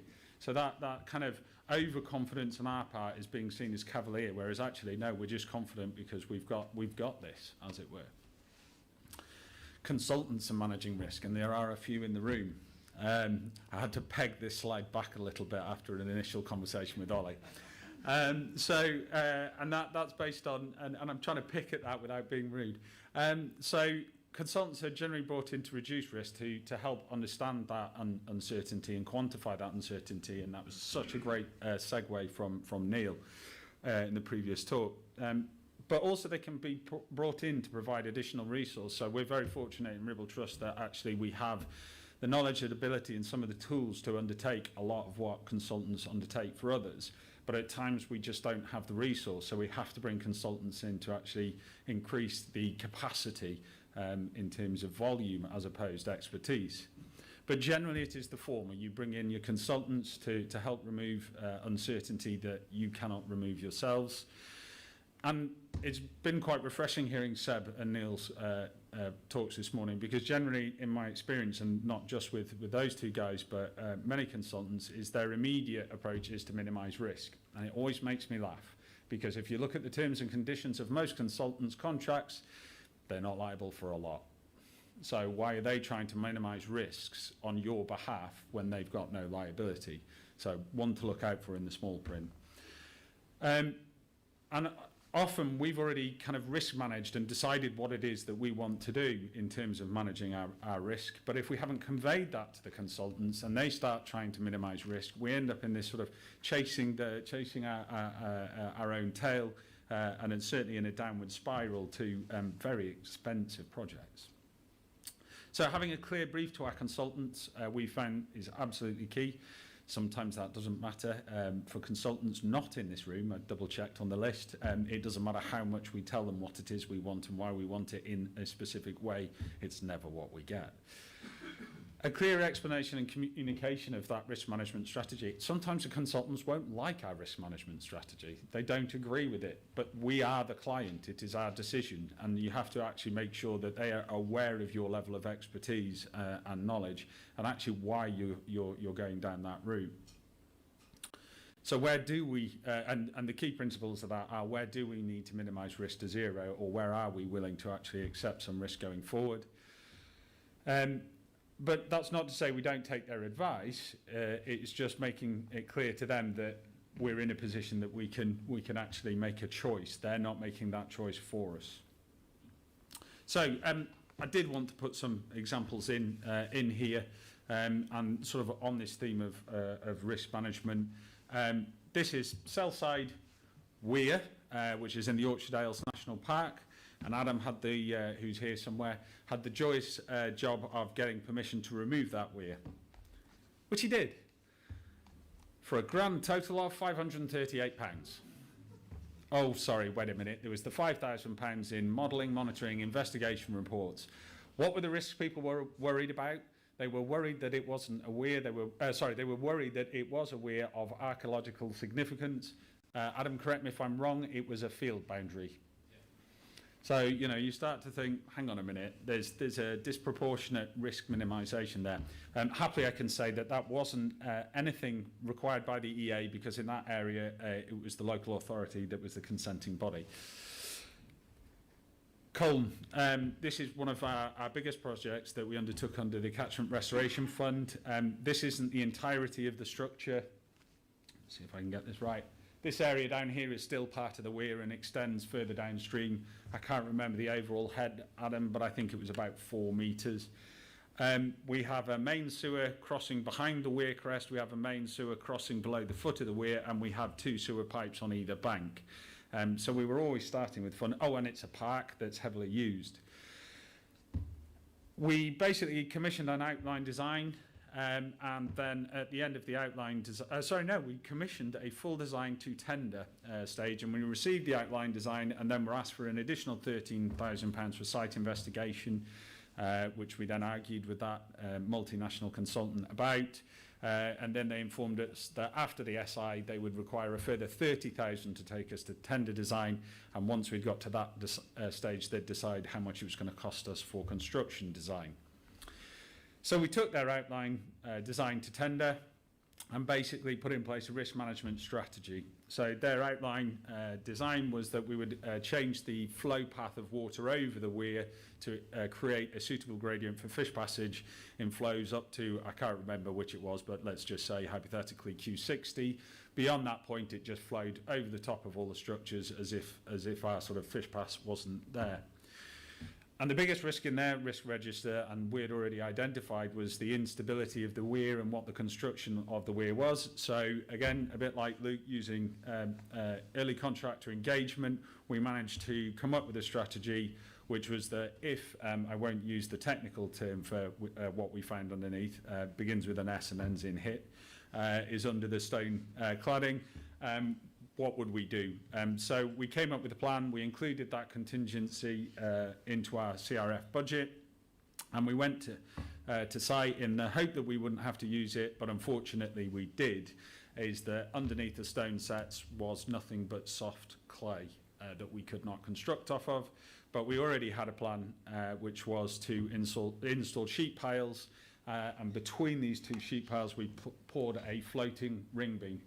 At the time, fortunately, we had myself as shall we say, an ecological fish pass designer, and we had a chartered engineer working for the trust. And so that's what we did. Those sheet piles are 4 meters long, and that was how long they had to be to actually hit the hard material. And the positive news is we finished, and we delivered all of the project for less than the additional design work and the site investigation. So we did it for less. The contingency budget was less than 43,000, and that is kind of how it looks today. And we have done radio tracking monitoring, and we had a 75% efficiency for fish passage at this structure. Another example, and this one involved the HS Health and Safety Executive. This is the confluence of the weirs of the rivers Brun and Calder, right in the centre of Burnley, and no fish passage at these structures. And I want to focus on this side of the weir particularly, in that what we identified is that the riverbed is actually only a couple of inches below the water surface there, and it's a constructed bed. So this is not really a weir, it's a bed level change, whereas on the other river it was an actual weir. There was a depth of water behind. The risk that we identified was that with that being the sort of hard bed at that level, what was this wall built off? Which was built first? Because we had identified that that location was the best place to put our fish pass, but if we dig a great big trench there, would there be foundations under the corner of this building, or would they be built off the constructed riverbed? And the problem that we had was that the cost for obtaining or removing the uncertainty was going to be 50% of the construction cost, which I can't remember, but it was certainly running towards £200,000, and that's 10 years ago. So essentially we put in, and of course, yeah, that was the joy of getting the site investigation information to answer that question, posed a risk to the buildings in the first place, which is while we're digging a hole in a riverbed to determine if the foundations are built off the riverbed, it floods and everything washes away. So we essentially decided that we would come up with a contingency plan. We set aside budget, which was we had a wagon on site full of concrete and piling on site ready to pile, that in the event that we dug and within the first bucket we identified there were no foundations, we would then provide them with some basically underpinning. And we went to site, and essentially no, the building preceded the riverbed, and so there were solid foundations, and we were able to carry out our fish pass. And as proof of that, you can now see or part of the wall there is below the line of the riverbed. So we had a strategy in place, and we enacted it successfully. The joyous thing was that we did have a health and safety executive audit of this site, and we passed with flying colours, except that my health and safety folder was not in the correct order. But we had everything else there. We now have a very specific order for our health and safety files. And that's what it looked like on completion. And the lovely news is that certainly on this fish pass, we have had salmon migrate through and salmon spawning above Burnley. Unfortunately, we haven't found any juveniles since 2015, but that was fantastic news. And I'm not joking when I say it took me a while to realise that 2 salmon had migrated above this weir. Okay, so one that we haven't done yet, and coming towards the end of my talk, this is Pendle Water over at Lomshay Industrial Estate, a concrete line channel. I definitely swap you plastic for concrete, yeah. You can see it is failing. poor Susie has been given this project, he says, smiling wryly. And Rachel will know all about this project. Essentially, this is an extremely high-risk project before we even look at the site because it's essentially there. The old river channel used to go here, and that was a sewage treatment works. So it is a high-risk site before you even look at the condition of the river channel. So we've had some outline designs produced, and the need for SI has been clearly identified. We have done some SI, which means we need to do further SI, which I think we're hoping to carry out soon, and then probably more SI after that. But off the back of that, we'll be able to produce appropriate tender drawings and put in place a risk strategy. So where before, when we've been hit with we want to spend lots of money on SI, and we've thrown the idea out on the basis that we can manage the risk, on this one, our risk assessment says no, spend the money. It is not the sort of risk assessment is not worth trying to do work there without actually minimising the uncertainty. So in conclusion, the tricks that we use sounds obvious. Good project team, terrible grammar here. Communication effectively. Communicate effectively. Know what you know and know what you don't know. It sounds really daft, but you can actually make a list of what you don't know. Have a strategy and budget for managing both, because that's the thing. Sometimes you may get over-focused on what you don't know. I was really interested about the dust. That's one that would have sort of jumped in my head, but actually you had bigger problems to worry about. So it's easy to kind of get focused on the things you don't know. Be confident, but not cavalier. And I think the key thing that goes back to that conversation, Keith, is making decisions based on assessed risks, but quickly. The Environment Agency, when they're managing flood risk or flood situations, are probably one of the best risk management organisations in the country, irrespective of sector. I think Rivers Trusts are good at that when it comes to managing environmental projects. So together, we're actually a really, really strong partnership. And be prepared for bumps and pressure. When you have a risk management strategy, so when you haven't removed all risk, things will go wrong, but have confidence and you will get things done. Thank you very much.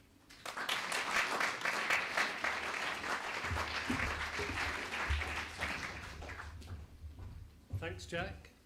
We're actually ahead of time.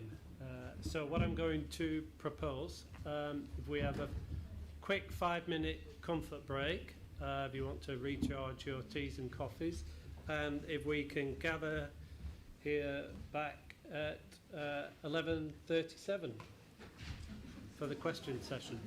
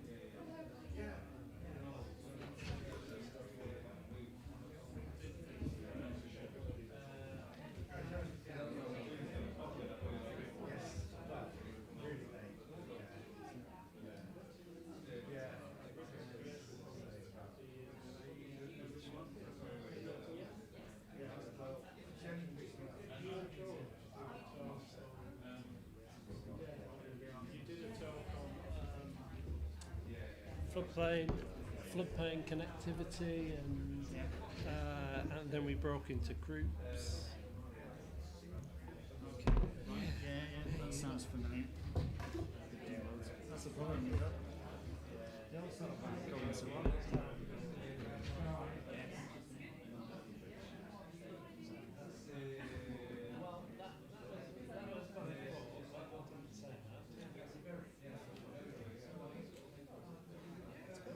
Technology's working. Just about, yeah.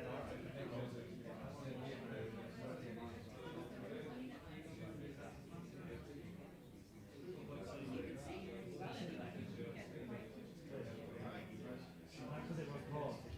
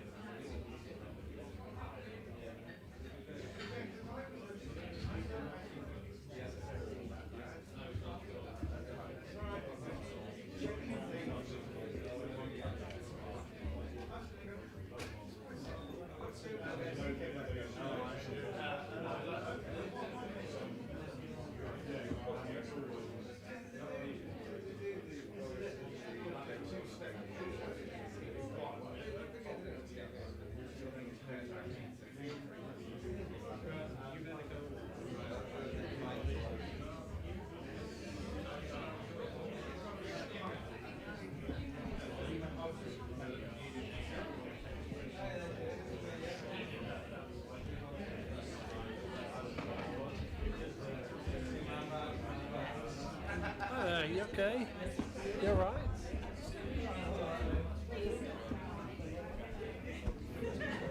Hello, hello, hello.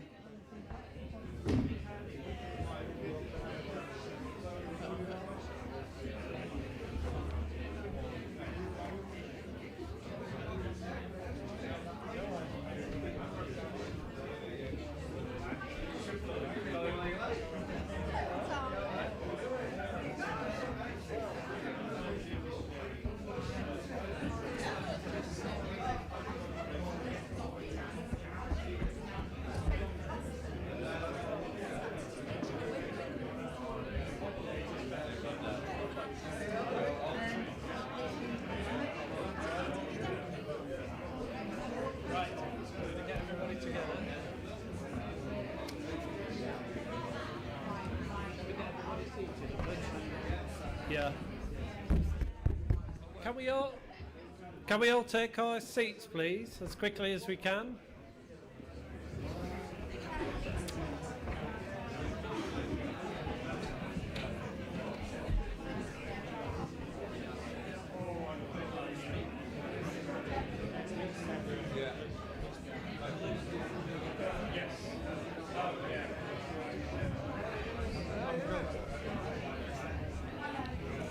If you could take your seats as quickly as possible, please. Thank you.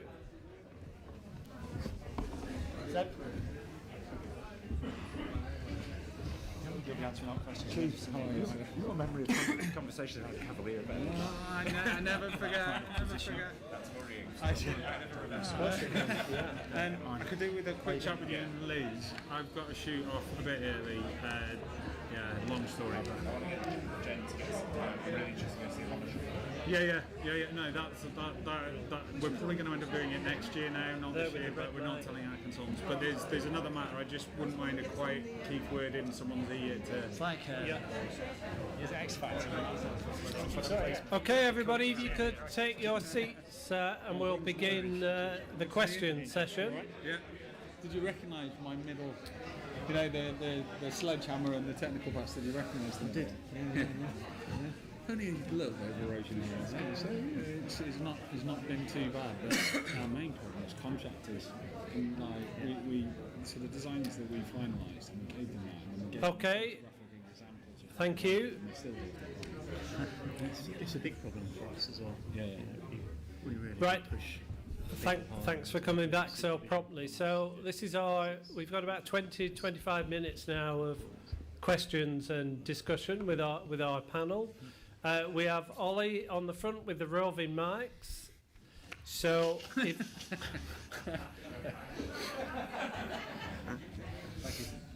if I could just ask you, if you have a question, if you could just say who you are, where you're from, and if it's a specific question, if you could just mention the panel members' names. So, right, who wants to go first? Oh, very quick there, the gentleman there.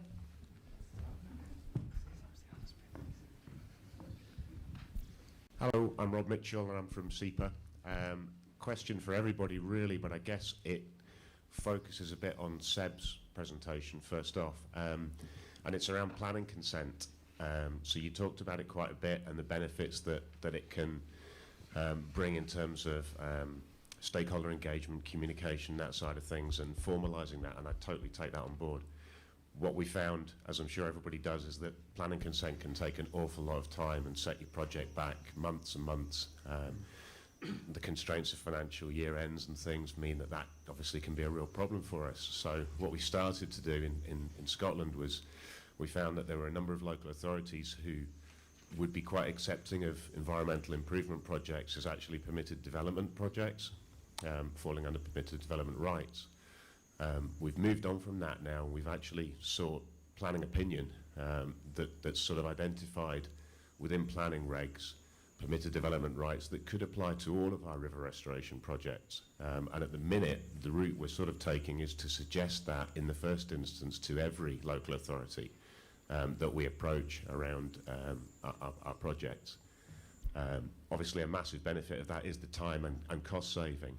But I wonder if the panel think that we're also taking some risks, and I wonder if you could suggest maybe how we could mitigate those risks. you know, around the fact that we don't have signs or lampposts, we don't have adverts in newspapers. We have to take on that communication risk ourselves. I think it's a good point, and you know, perhaps the examples I picked up, you know, most of them did go through that planning process, but that's not to say that every restoration project we have worked on has gone that route.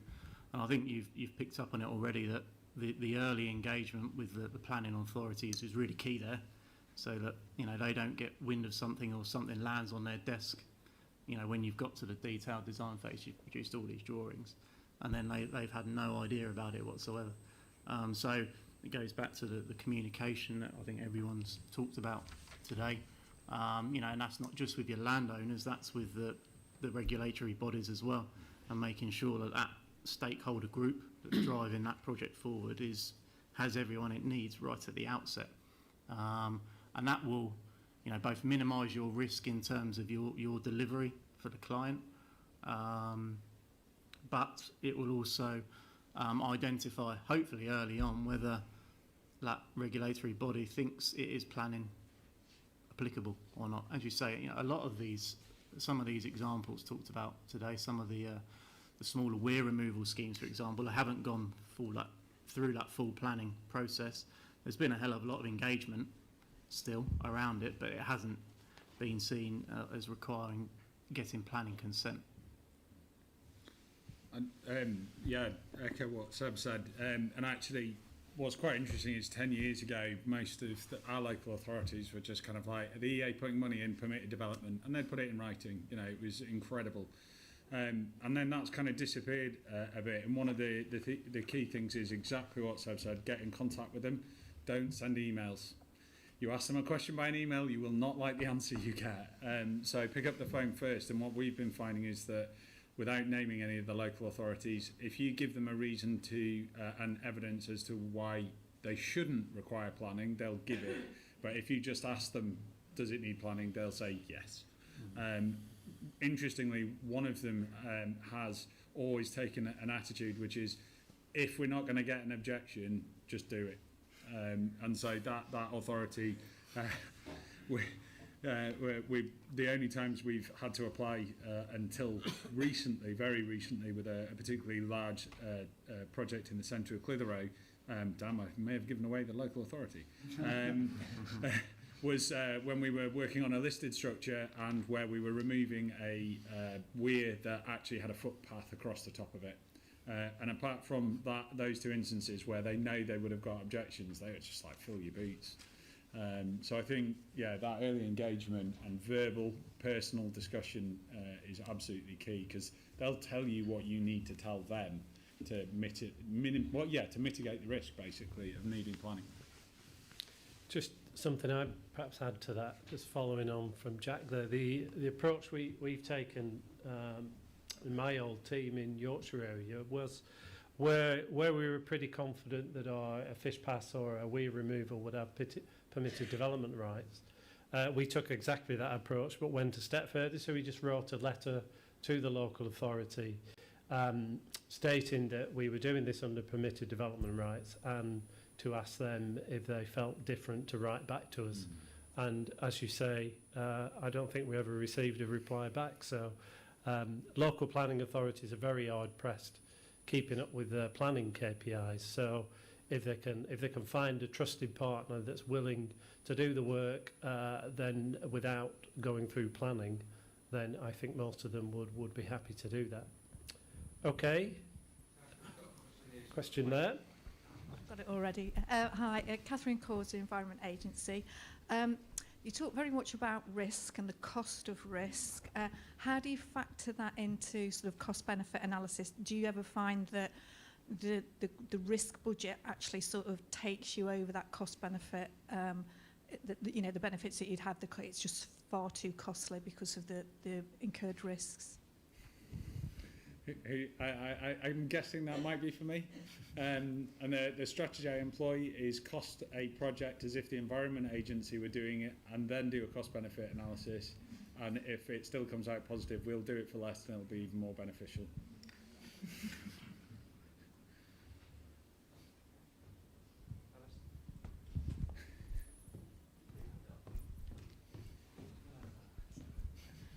Hi, so I've worked with quite a few of you on projects already, and one of the risks that I come across quite a lot is something, Neil, you said in terms of your design and who approves that design. But one of the things I find is we haven't got much money for a design, so how do we ensure that something that you said, Luke, in terms of we have a geomorphology out on site and you have to be flexible with design, we don't have money to spend on design, so how can we know from the start what we're going to end up with if we're encouraging a supervision and a flexible case there? Do you know, how do you manage that? We can't have a concrete design of river restoration if we haven't spent loads of cash at the start. Yeah, I think when you're, in the early days of working out what scale of project it is you're going to undertake and then what kind of budget you're going to need, you'll have a sense of. Sorry, which organisation? The Environment Agency. So you'll have an idea of, what you hope to spend or what you think you need. We, as for example, with Ennerdale Mill, although taking out a weir to some extent is relatively simple. That particular project, there was a lot of structural concerns and things that were beyond the knowledge of any of our staff. So undertaking sort of structural surveys and that sort of thing, we'd factored those sort of questions in, what we didn't know and which areas we were sort of information poor on, and that was part of our budget to then go out and seek the funding. So we eventually came to the conclusion around sort of 350,000, 400,000 pounds approximately would deliver it. If we didn't have that money to spend on having supervision from ACOM, we would have had to make a decision at that point as, do we do the supervision ourselves and do a best guess and therefore take on a lot of that liability, or it probably would have been a case of shelving the project because we can't make those decisions. So I think what you get to a point is you sometimes have to just step back and think, if this is too big a project or if it's too risky or the liability is unknown, are we as a charity, a Rivers Trust, are we the best people to be doing it in the first place? And sometimes you do have to walk away. And we didn't in this example, but I think we have to be prepared, and funders have to be prepared that sometimes projects you take a step back or maybe shelve it for another year. There's a thing there about assessing the risk before the design phase, which is kind of, I think, what you're pointing at. And once you've done that risk assessment, you can start to identify tolerances. So we've had this discussion many times, I think, in different guises, Alison. But for example, at the moment, we are having debates with the permitting team around a weir reduction in Clitheroe, because essentially the model is showing a 50 mil increase in a 1 in 100 plus climate change event on a already surcharged culvert on baseline. And we're kind of saying, well, actually that's within the tolerances of the model. You couldn't actually ever go out and measure that. But because of where it is, it's something that we have to explore and really dig into. Whereas, say, in the middle of nowhere, where there's no real infrastructure risk other than, say, a farmer's field, we would say, okay, well, we've got a lot more margin for error there, so we would look for a bit more flexible permitting, and that would enable flexible design. So kind of knowing what the risks are and then understanding what scope you have to alter and tweak the design. But I suppose the thing in there that is quite challenging is those thresholds. So you can't change it by more than this much. One of the discussions we've had recently is around temporary works, and someone saying, we want to know exactly how high your cofferdam's going to be. And it's kind of like, well, we're not going to know until we get in. And if you say to me that I have to give you a set, 1.6 metres, and actually I need 1.3, I'm in breach of my permit if I do it at 1.3. And if I go 1.65, I'm in breach of my permit. So what we've asked for is, can we actually set it will be no more than 2 metres? And it took a bit of figuring out within the permitting team whether they could do that. And there was actually a confidence issue within that team around whether they could do that. And their team leader immediately said, of course. So I think it's about risk assessment and then tolerance that you have within the design. Thanks, Jack. We have a question over here, Ollie. David Brown, Environment Agency. I've got two questions. First one for Jack. That Loam-Shea example, and building on the other examples about using the contingency rather than the SI, can you just expand why the Loam-Shea example, was it a question of scale for that project that you went with the SI? Yeah, risk, not scale, risk. So the size wouldn't necessarily come into it unless the size is implicated in the degree of risk. So what we knew about the site and what we knew about the risk to infrastructure said we need a huge level of certainty before we remove the first piece of concrete, because the liabilities in getting it wrong are so large they would be organisational ending. So in that instance it's about, okay, in the other one, if it went wrong, it wouldn't actually have ended us, whereas in that instance it would be very my team will tell you the amount of time I spent with insurers and legal agreements, we would have been negligent not to have done SI in that instance. I just thought for the other examples, you could see that the contingency you had in place would have solved it if it had occurred. Yeah. You had enough stone on site, say on the other ones. I just wondered whether it was a question of scale for that one. But I suppose in that regard, it might be what size of contingency budget we would need, and we don't know because we don't know what we're going into, if that makes sense. Okay. And my second question was on the Ennerdale Mill Dam weir removal. And so Luke or everyone who mentioned it, really about monitoring upstream about the bed regrade. There's a flood risk upstream. I just wondered what how far upstream you'd monitored with the bed level changes, and whether that had reassured the local community, or how that monitoring's funded going forward. As part of the project and the design that ACOM, and then obviously just to make the distinction that ACOM originally were working, that it's the same staff who now work with AquaUoS who are familiar with it, so it's kind of interchangeable. We went upstream about 400 metres as part of the design, and at that point it basically went round a meander with a natural island, and from then the modelling, we knew there would be no further effect upstream. But in terms of a monitoring budget, with very, very little. That was, again, one of basically the cuts we have to make in working out where best to spend the money to make sure the project was achievable. We didn't factor in a lot of ongoing monitoring post 2018 removal. As a trust, we're undertaking fixed point photography, so more sort of anecdotal evidence. But we knew that the reach we were working in, so sort of 400 metres upstream and about 150 downstream, that was basically factored into the design in the very beginning, and then we're hoping to do more kind of drone surveys and that sort of thing afterwards to do a pre and post comparisons. I don't know if you want to add anything. Yeah, I think in terms of the modelling you touch on, I mean, you can do hand calcs to work out backwater length for your zone of influence, which we'd do initially. We'd build a model, and then we'd monitor change within that model domain. And if towards the top end or bottom end of our model we're still getting change, then we'd have to go back and increase the length of that model so that we're making sure we're covering that entire zone of influence as part of your scheme. So, the modelling was used to give us confidence that beyond the extremities of our model, we wouldn't be influencing anything. And that was both from a flood perspective and also from the sediment regime as well. So we used the models to look at changes to the sediment regime as well. And then in terms of what Luke mentioned, the drone studies, it's very quick to do a drone survey now with the kit that we've got. And it's actually very useful for me teaching students to actually show the kind of change of the river dynamics following that weir removal.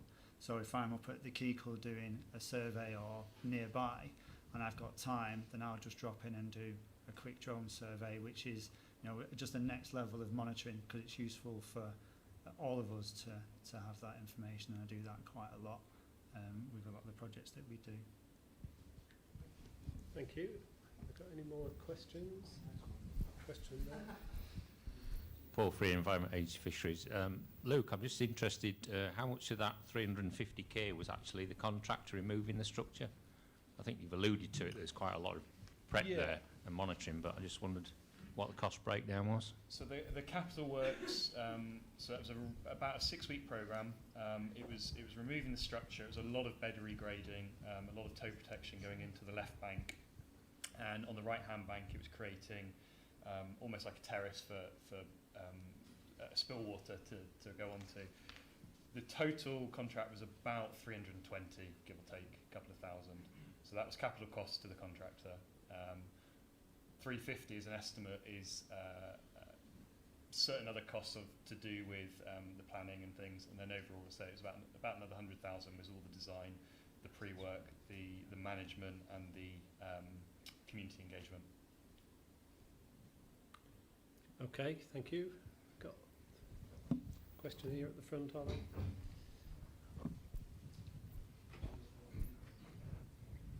Yeah, it's Anne Bates, Moston Brook Project. It was a question for Luke, really, about the River Keekle, because one of the risk factors that we faced in these urban watercourses is land contamination and effects on water quality. And I wondered whether that was a factor in that project, and if so, how you dealt with it. Yeah, absolutely. It's probably the biggest kind of alarm bell being sounded was if we interfere with the river at all and change what's happening, then of course, you know, it's our fault. The advantage of that is that the Environment Agency have been monitoring the groundwater since the restoration. So dates are sketchy. It's not my lack of knowledge. It was about the mid-1990s when the final sort of plastic was laid in. And then in 97 and 99, I think, there were some sort of flood events that caused damage. So from that period until now, we've got extensive water quality data, and that's still ongoing. So we know for a fact that any groundwater escaping the site and getting into the river is within acceptable levels and is very typical of what you would get on a former mine site. In terms of any influence we would have, to some extent, it's a little bit of a moot point because we're not really excavating into the channel. We're basically working at surface level anyway. And we're not re-meandering, we're not creating a new route, unlike a lot of river restoration projects. So that the knowledge of the water quality was then informing the design that we've built up. And so there's always a risk, of course, but we're comfortable with being so mitigated that we're happy to proceed on that basis. Thanks, Luke. I have another question. Hi, Carrie Wright from the Environment Agency. It's a bit of a double question again. Most of these projects that you've been delivering, that you've been talking about, are they partnership grant projects? The Ennerdale Mill was a mixture. So we had money through partnership grant, through the EA and Natural England funding, and then we sought private funding as well. And then the Keekle, everything we've done so far, so all the photos of that sort of 170 metres, that was all funded through. I mean, Ollie actually. Yeah, Mia. Where are you? Hello. Yeah, they were, yeah. You'll have the breakdown, but it was 100% partnership grant? It was through the WEEP programme, so there was a lot of partnership grant contributions. Yeah. What about the fish passes that were done? There's a mixture in there. Some of them were River Improvement Fund, which was DEFRA money through the Rivers Trust.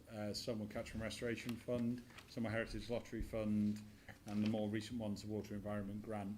I think, Adam, you've done 14 fish passes in the last 3 years, and the agency has put money into 3 of them. Okay, so with bearing that in mind, what I want to talk about is post-construction, so about ownership. Because obviously you've got a lot of people putting into the pot to deliver it. Where does the ownership lie after post-construction? Site-by-site basis. It's never the Environment Agency. Okay, that's what I was wondering, because we obviously our asset database. I'm just wondering whether these are logged on our asset database, who's maintaining them, The really interesting thing will be in the future if there was a challenge from landowners or towards Ribble Trust, or Ribble Trust tried to negate ownership of some of the structures. In the bona vacante, you'd end up back with them. So they were in this part of the world. They go to the Duchy of Lancaster, who will then quickly dump them onto the Environment Agency as quickly as they possibly can. So we could end up back with us. They could end up back with you, but at present they're not. Yeah. Okay. Thank you. Got one more, I think. Haven't we, Martin? 2 more minutes. 2 more minutes, so we could squeeze in two questions perhaps.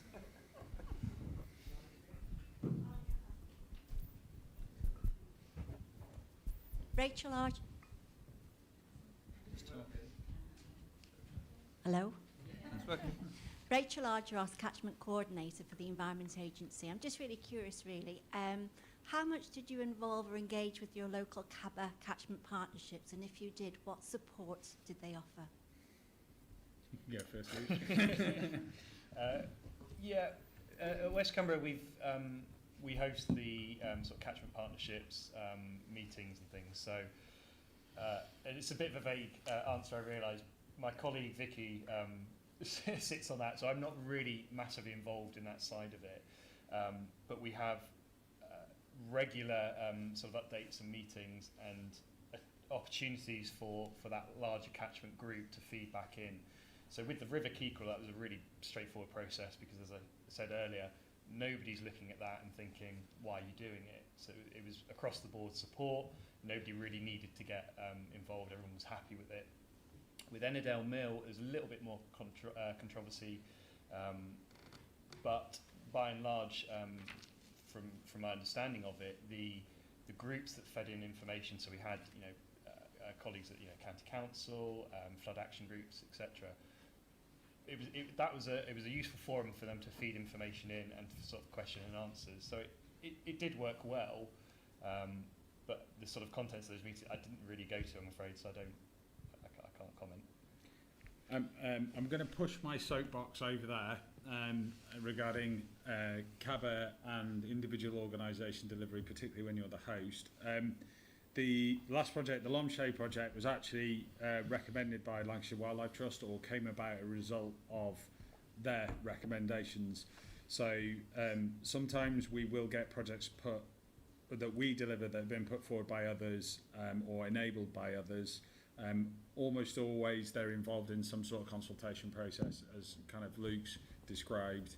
And then on occasion there is direct, and even but more commonly than direct support is the kind of indirect support. So the Yorkshire Dales National Planning, Yorkshire Dales National Park as the planning authority are much more conducive to working with us because we have the head of land management for the Yorkshire Dales National Park on our steering group, or our project board. So they're all helping, but to different degrees depending on the project, where it sits, and how important it is. But Ribble Trust's sort of reason for being, all right, soapbox is calling me. Ribble Trust's reason for being is none of our CABA partners do this work.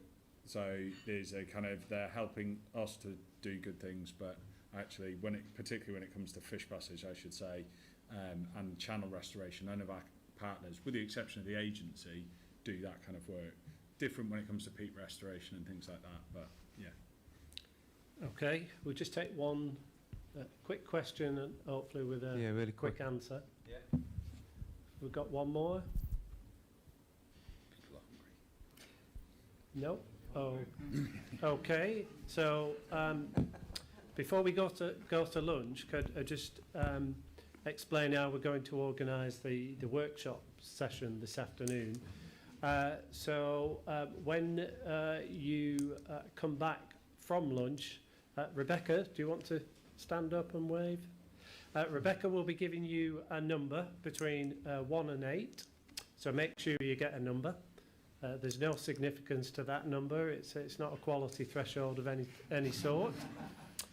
All that means is when we break into the groups, you will follow your facilitator in groups 1 to 8 to your space to discuss the workshop session. So if you don't get a number, or you find you've got a number next to your best friend, then get another number. We want to mix the groups up, so make sure you get that number before we come back. So we'll break now for lunch. So we will be back here at 10 to 1. So if I could just ask you all to thank the speakers in the normal way.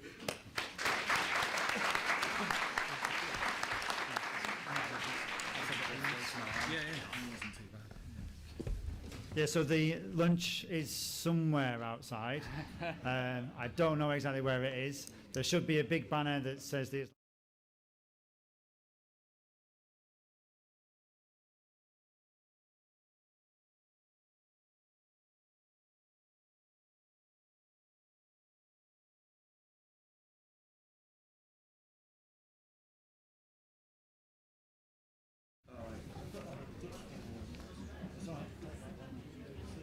Okay, good afternoon, everyone.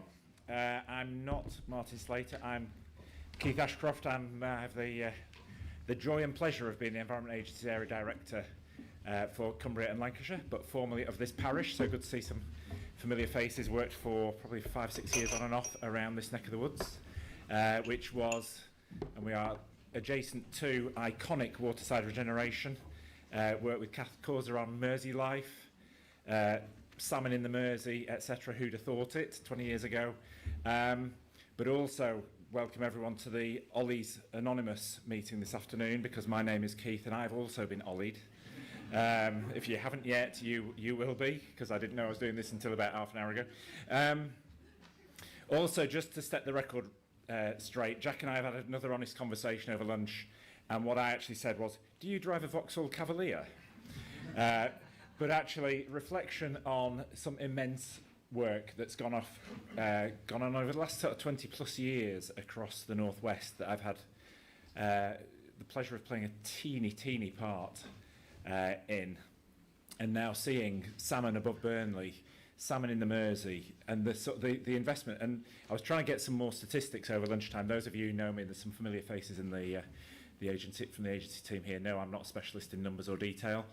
But I know we've attracted tens of millions of pounds for environmental improvement in the Northwest, including taking, I think it was a third of WEG funding and helping bring that back. So I think this should be a really strong sense of collective pride in the room in terms of how far we've come, but also the evolution of our kind of mindset and intent, which is around doing really good stuff. It mightn't always feel like that. In terms of when we're working things through, and Jack and I were just talking about a challenging issue on the Ribble.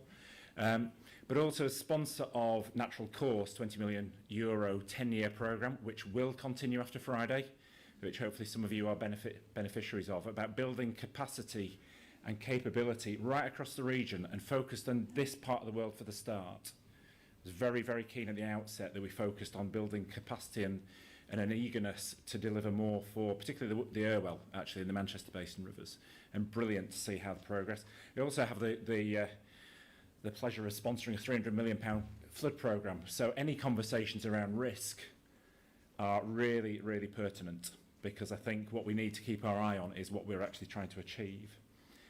So having said, and you know, we should pat ourselves on the back in the Northwest for just how much we have delivered over the last 20 years, we're going to hear about something from the other side of the Pennines, which I suspect is sort of kind of adequate and, you know, of interest. But Martin, if he's not done a runner, of national significance in terms of the work that's been done around Sheffield, and Martin's been pivotal to it. So I'll introduce Martin Slater from the Environment Agency. Thank you, Keith. If it helps, I grew up in Blackburn, Lancashire, actually, so I was on the right side of the Pennines. So my presentation today, it's not particularly scientific, perhaps different to the presentations this morning. It's about the power of concepts. It's about words. It's about engagement, and it's about having a good idea and then making it happen. And hence the blobs there. So. Something about returning the wild to our urban environment. A really obvious thing about rivers is that they're dendritic. They get everywhere. So they do get at the bottom of people's gardens. And it will be possible for salmon, maybe in a year's time, to get at the bottom of people's garden. We're going to talk about beer, and we all like that. And we're going to talk about words as well, the power of alliteration. And while I'm on the topic of words, Salmon to Sheffield was our alliterative shorthand for this great idea. But even that caused us problems over the years, because the anglers don't like salmon, or some of them don't like it, so we had to take salmon out. Some of the local authorities along the superhighway didn't like being referred to Sheffield. What about Doncaster? What about Rotherham? So hence we came up with the River Don Fish Superhighway, which appeals to everybody, hopefully. So where is the River Don? As Keith said, it's on the other side of the Pennines. I'll use the marker. So there we are. It rises in the Pennines just above Sheffield. It goes down through Sheffield, through Rotherham, and through Doncaster and out into the River Ouse, and then into the Humber estuary.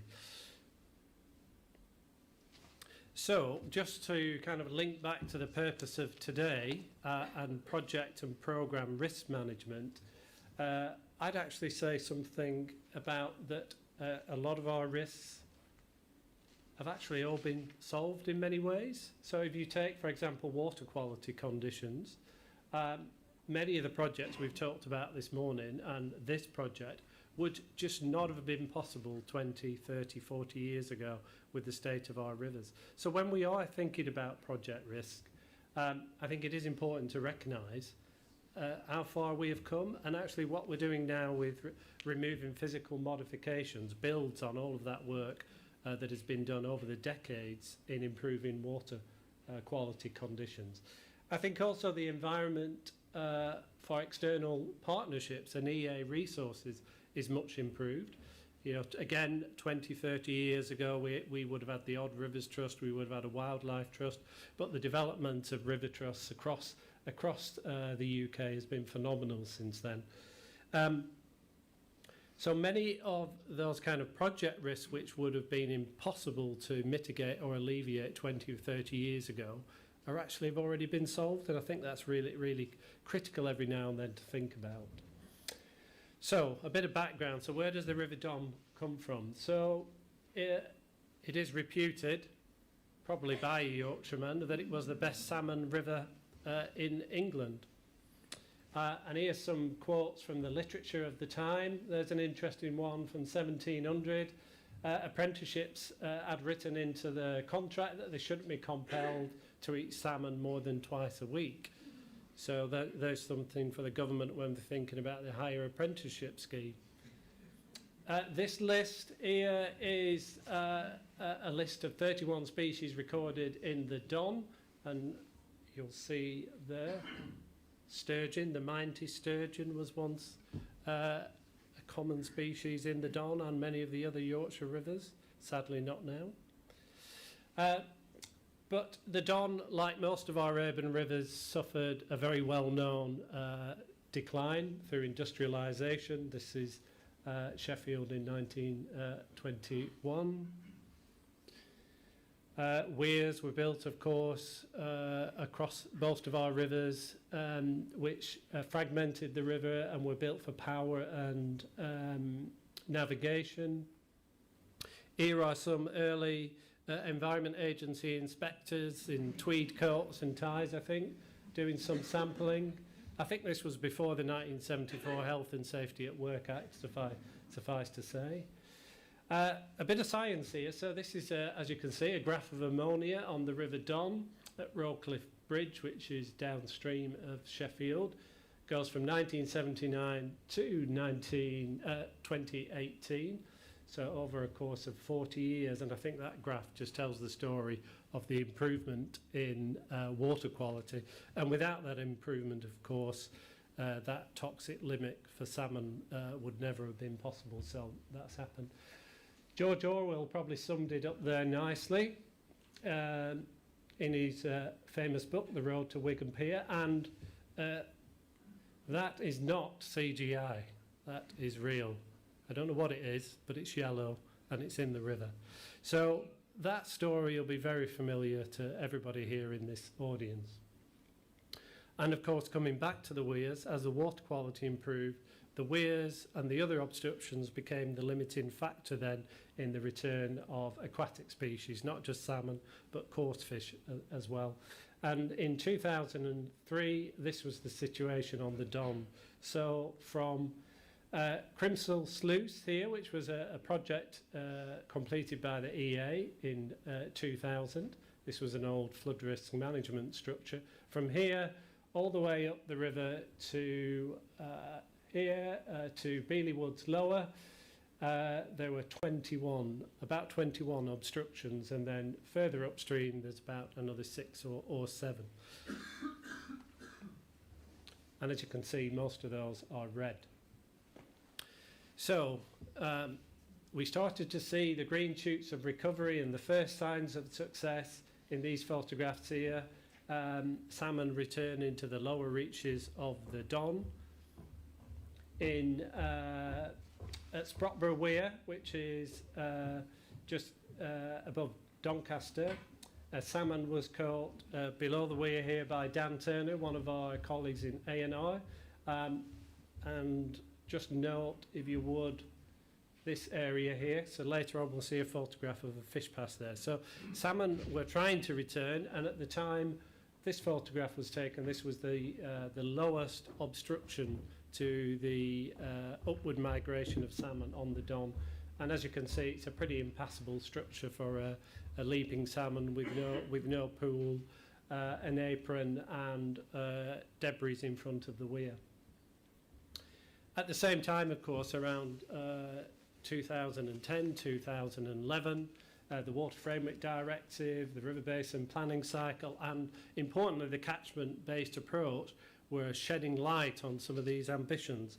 And I know sometimes that the Water Framework Directive is sometimes maligned, but I think without that and without the imperative that brought along to get to good ecological status, I'm absolutely convinced that without that, some of the funding that has been put in place since and the strengthening of the catchment-based approach wouldn't have happened. So I'm a big fan. So across the country, various catchment partnerships were formed. The River Don was one of the first of the 5 pilots, I think it was, in 2011. This was one of the pilots. Here are the organisations involved. So you've got Barnsley Council, you've got the Yorkshire Wildlife Trust, you've got the Don Catchment Rivers Trust, the RSPB and the Sheffield River Stewardship Company, plus Yorkshire Water and the Environment Agency. So, oh, by the way, this photograph, the backdrop to most of my slides, is a photograph of Paul Gaskell. Some of you may know him. He's works for the Wild Trout Trust, and this is Paul fly fishing in Porterbrook, which is a tributary of the River Don, in the centre of Sheffield for grayling and brown trout. You know, and just cast your mind back to that earlier slide with that yellow river, and this is what anglers can now do in the centre of Sheffield. So we think the water quality is right. We know that the fish are returning. We did a bit of work to prioritise our rivers in Yorkshire, and the River Don was one of our prioritised rivers. We've got the partnerships in place. We've got the EA team in place, and by that I mean the catchment coordinators, the environment programme project managers, and we've got FBG colleagues in place. And to a certain extent, we had the funding with the £100 million Catchment Restoration Fund in 2011. So we've got all the pieces of the jigsaw in place, and what we have to do is make it happen. So how did we make this story happen? So in my view,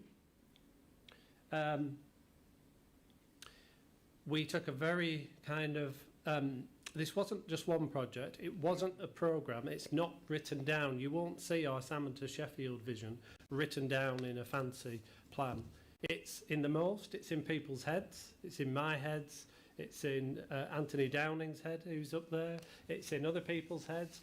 But what it was a vision and a compelling story that we shared with our partners, and at various really critical points along the way, we applied that energy to make that happen, whether that was through a fish pass, through a planning consent, or a weir removal.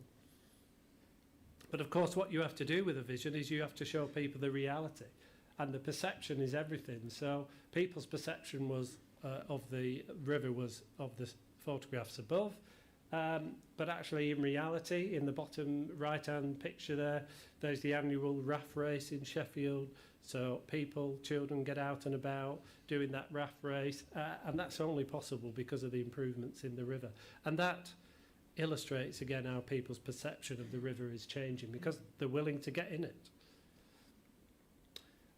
Sprockborough Weir, which was the lowest downstream obstruction to salmon. The Environment Agency built a fish pass there in 2014.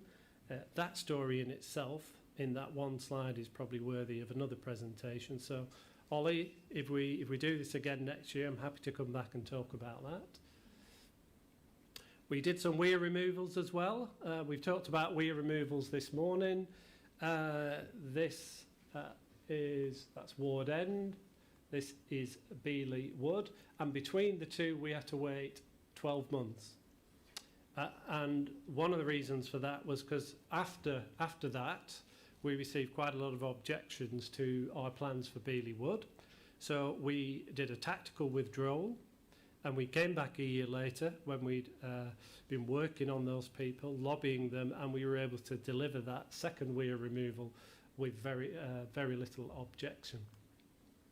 Interesting story, just harking back to some of the comments this morning. One of our minor work framework, EA minor work framework contractors did a design for this. I think it cost us about £29,000. In the end, that design wasn't delivered. That design involved geotextile and mass concrete. And in the end, there was no need for it. We did the dynamic design on site, which was, that's a very fancy phrase for the guy in the bucket, essentially. Because in this part of Sheffield, the River Don is quite hard rock, there was no need for it. So my colleagues and I went back to the consultant and asked for some of our money back, and we think we did get back about £7,000 or £8,000 in the end. So again, particularly with weir removal projects, look very carefully at whether you do need that design or not. Again, talking about substance, here's a selection of some of the other fish passes, easements, weir removals that have been done on the River Don since the year 2000. That's Crimsall Sluice there, which I referred to earlier. This is a project, this is a fish pass here at Adfields Weir, just outside Meadowhall, by the Don Catchment Rivers Trust. So, deliver your vision by creating a compelling story. So we did promotional work. My colleague there, Anthony, did that work with the Sheffield Brewery Company, and I can honestly say not £1 of Environment Agency funding went into this beer. So this was a beer that was on sale in local pubs in about October 2015, 16. And I've still got a bottle ready to open when those salmon do return to Sheffield. So I can't vouch for its taste. It's a bit dark for my liking. But again, create a compelling story by talking about your vision and your idea in plain English. So I think that sounds better than that. The power of alliteration. Create a compelling story by telling the man and the woman in the street, and do that all the time. Get that into the public consciousness through press stories. We don't have Banksy in Sheffield, but I think we have Samsky. So that is a salmon there. You can see the adipose fin. And art in public places. And I do have to give a very special shout out here to my colleague Anthony Downing, who is in the audience. Anthony, if you could give everybody a wave. Anthony is a water quality scientist, ex of environmental management, now a catchment coordinator in the Don. But that's just his part-time job. This is his real job. Anthony is a sculptor, a very good sculptor, as you could see, and Anthony was instrumental in delivering this at the Sprotborough site. So public art in places that celebrate those things that we do. So what have we achieved? So you won't be able to see this, but just watch the colours. So this is a table of the, in this case, the 27 obstructions on the River Don, from downstream to up. The green is where passage is available, either through a fish pass, a weir removal, or a natural collapse of the weir. The oranges are where there are plans in place to deliver a fish pass. The red is where there are no plans, and yellow are where there are outline plans. So just look as we move from 2014 how those colours change, 2017, 2018, and then in 2020 we have one remaining obstruction on the Don. This was the penultimate obstruction. This is Sanderson's Weir in Sheffield. It's looking a bit sorry for itself, this construction site, because just before they were about to come on site, it was hit by the November floods. So this is a project delivered by Sheffield City Council. This is the last obstruction on the Don. It's the Masborough Weir in the centre of Sheffield. That's where we'll be in 2020, this year. And some evidence of success. This was a juvenile salmon caught on the tributary of the Don, the River Dearne, in 2015. Whoops. This is a spawned out salmon found in Sheffield by our fisheries officer, Jerome Marsters, a couple of years ago, and hot off the press. This is a cock salmon. We think it spawned this year. The reason for the uncertainty is these photographs were taken off Facebook by the Don Catchment Rivers Trust and supplied to us, so we haven't been able to go out, our fisheries guys and girls haven't been able to go out and verify that. But this and other anecdotal evidence suggests that salmon are being caught fairly regularly now by anglers. Obviously not fishing for salmon, they're spinning for pike apparently. So work begins on the last obstruction, as I said, in Sheffield. This is a photograph from last week. And finally, so what are our next steps on the Don? So the Rotherham, we're at Masborough, complete by May, and then the highway will be open. We'll then move on to tributary weirs, weir notching for downward migration of smolts, monitoring of salmon, and we're doing a project with the Don Catchment Rivers Trust on that, habitat protection, and then perhaps go back and retrofit some of the old fish pass designs. So if there's one word I could perhaps give to you that I've learned on this journey as both a professional and an individual, is patience. If you've got a great idea, if you've got a great vision, something like this, or salmon to Burnley, then if you're patient and if you engage the right people, if you do the right things at the right time, and you stick with it, then you will deliver it. And what I mean by that is sometimes you have to tactically retreat. So we had to tactically retreat for a year on that weir removal on Beeley Wood. But because we had this long-term vision, because we had everybody bought into it, we were then able to come back and deliver it. So I'll leave you with that word. Certainly, you know, this has been a 20-year vision for people in the Yorkshire bit of the EA, along with our colleagues, and I've only been part of that for the past 8 years. So thank you very much.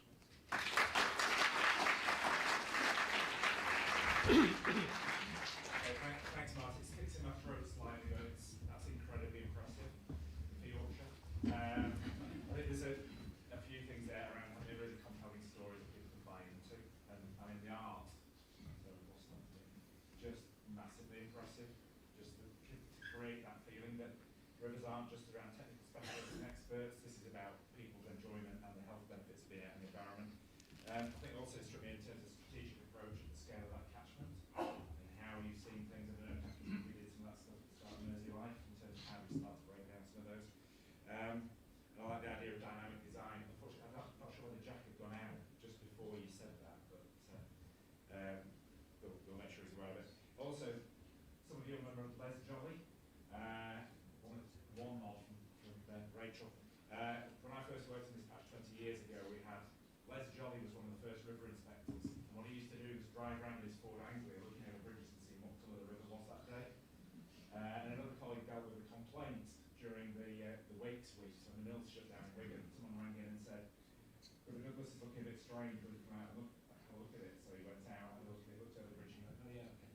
Went back, rang her up, said, "Yeah, it's because you can see the bottom."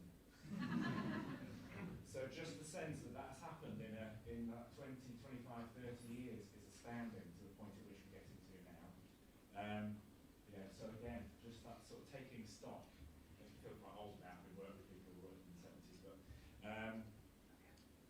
Just kind of having that kind of zooming out of the catchment scale and then start to zoom back in again in terms of, and Kevin, who's similarly worked around this neck of the woods for quite some time, fascinated by what it's going about. This is target bombing, control versus uncontrolled weir removal and collapse. Kevin, you want to do that?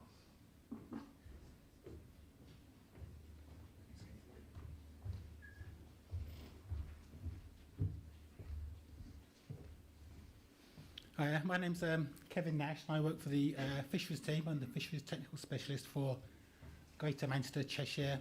That's the this catchment that we're in here. I have something of a working title about comparing natural, well, we say natural, but the collapse of weirs and some of the repercussions to the river against a controlled removal of a weir. But I've kind of backed away from that a little bit because it's a very artificial comparison. But there still is a lot of insight to be had by observing what happens to these rivers under these two very different scenarios. This weir collapsed back in 2011 in Rochdale, Gig Lane, near the football ground. It was quite a cataclysmic or an event, this one. Most weirs don't really go like that, just in one fell flood swoop. They normally just sort of gradually erode away over a period of years or even decades. One of the things to bear in mind is that the Mersey catchment, and Manchester in particular, has got hundreds and hundreds of weirs, and weirs are collapsing every year. We don't always see them collapse, and sometimes we're probably not even aware that these things have happened. So the river is constantly challenging the old weirs, things are collapsing, and the river's then also constantly challenging our infrastructure. And that's even when we do remove weirs ourselves, the river still will challenge current infrastructure and create risks around its change. And so we have a few certainties here. Weirs will collapse and the rivers will challenge and attack our infrastructure, be that pipes, pylons, bridge footings, all sorts of things.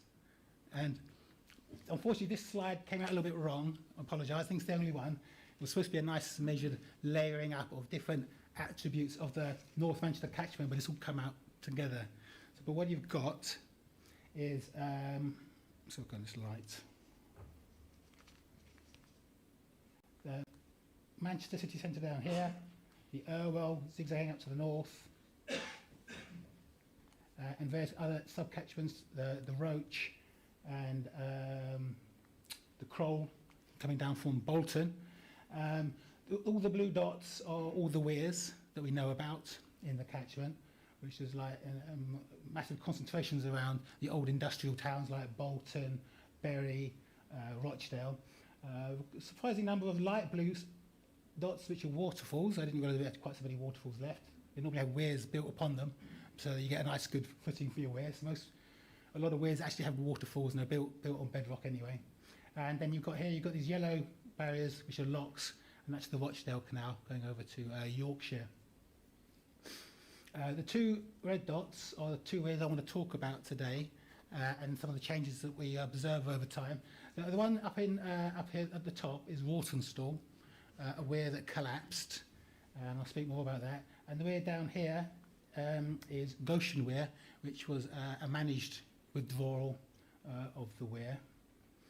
And so we'll look at them both and see what they can tell us about, I guess, risk management in some respects.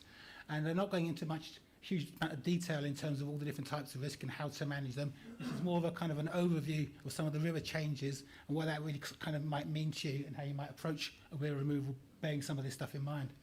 So this is Rawtenstall Weir, about 2011. You can see it was already starting to degrade. It's got plants growing on it, including the ubiquitous Himalayan balsam, which gets everywhere, obviously. So the sill's gone and it's sort of leaking a bit. We did develop a project to have this weir removed around about, I think, starting in about 2014, 2015. And it actually was going pretty slow, and I'll come to that, with some of the reasons for that. But with regard to the weir itself, as you can see, it's just sat underneath a major A road, which connects Manchester to Lancashire. I forget the number. And it's also got, just upstream, oops, wrong button, sorry. Spot my surprise there. An area of erosion which threatens a railway line. And it's actually the East Lancs line, which is a steam train line, where people can go up and down, really just for a nice day out.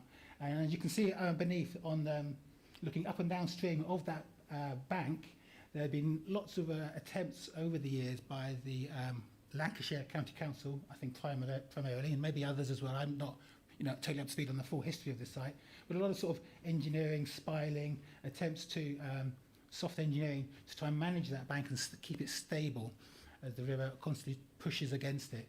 And I think often our own ops delivery team, maintenance teams would go and take the shoal from the right-hand bank and bring it across to the left as well to sort of augment and help stabilise that bank. And we did have a project looking at the removal of the weir, but you can imagine we've got at least two interesting scenarios there that we've got to be a bit careful of in terms of risk. We've got the road, for starters.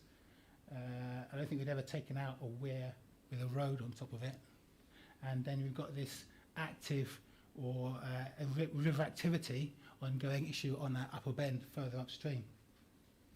This project was really just coming towards the end of a 3-year programme of weir removals that we'd done through sort of project management delivery teams, where we'd taken out a number of weirs, and maybe as many as 15 weirs. I say maybe as many because some of the record keeping wasn't great. I did a review of them a couple of years ago, and I went to one of the sites and the weir was still there, so I was a bit confused. I realised I must have gone to the wrong weir, and there were so many weirs though in some of these places. It's not entirely surprising. So the risks around those, and one of the things I did find when I visited those weirs was there's very little problems associated with them. You often would have never have known there was a weir there, and there's very little damage upstream or downstream in nearly all of the sites up until recently, which I'll just come to later on. So we were doing this project, but it was going very slowly because there was quite a lot of there'd been some changes in personnel and some risk aversion and concerns about really what would happen if you took this weir out. And so what actually did happen is Storm Desmond happened, which is kind of the well-known storm of Boxing Day in North Manchester, well, of course the whole of north of England and Scotland. But it was also really just one of several storms in and around November, December of that year. So it was an extremely wet period with a lot of really big high flows and floods. As you can see, this is the River Irwell and the River Roach, Rochdale, and further down from Wardstall, where a very famous pub, which was sat on top of the river, was destroyed and is flooding in Rochdale, and footbridges taken out. So terrifically high flows, maybe biggest in, I don't know, living memory, maybe for the Irwell, I'm not sure. And of course, what it did, as much as anything else, is it just carved huge channels down the river corridor. I visited one site where a hydropower scheme was looking to develop in Bury, and post-flood, it just looked like a glacier had gone down the river channel and just thrown gravels and silts everywhere. So very chaotic, a lot of damage to our infrastructure, and not surprisingly, the weir didn't withstand that flow. So there's something there around what Jack was saying about the speed at which a project can be delivered. If you spend so much time going over the risk and trying to decide what you should do or what you shouldn't do, maybe nature will take control and will deliver the project for you.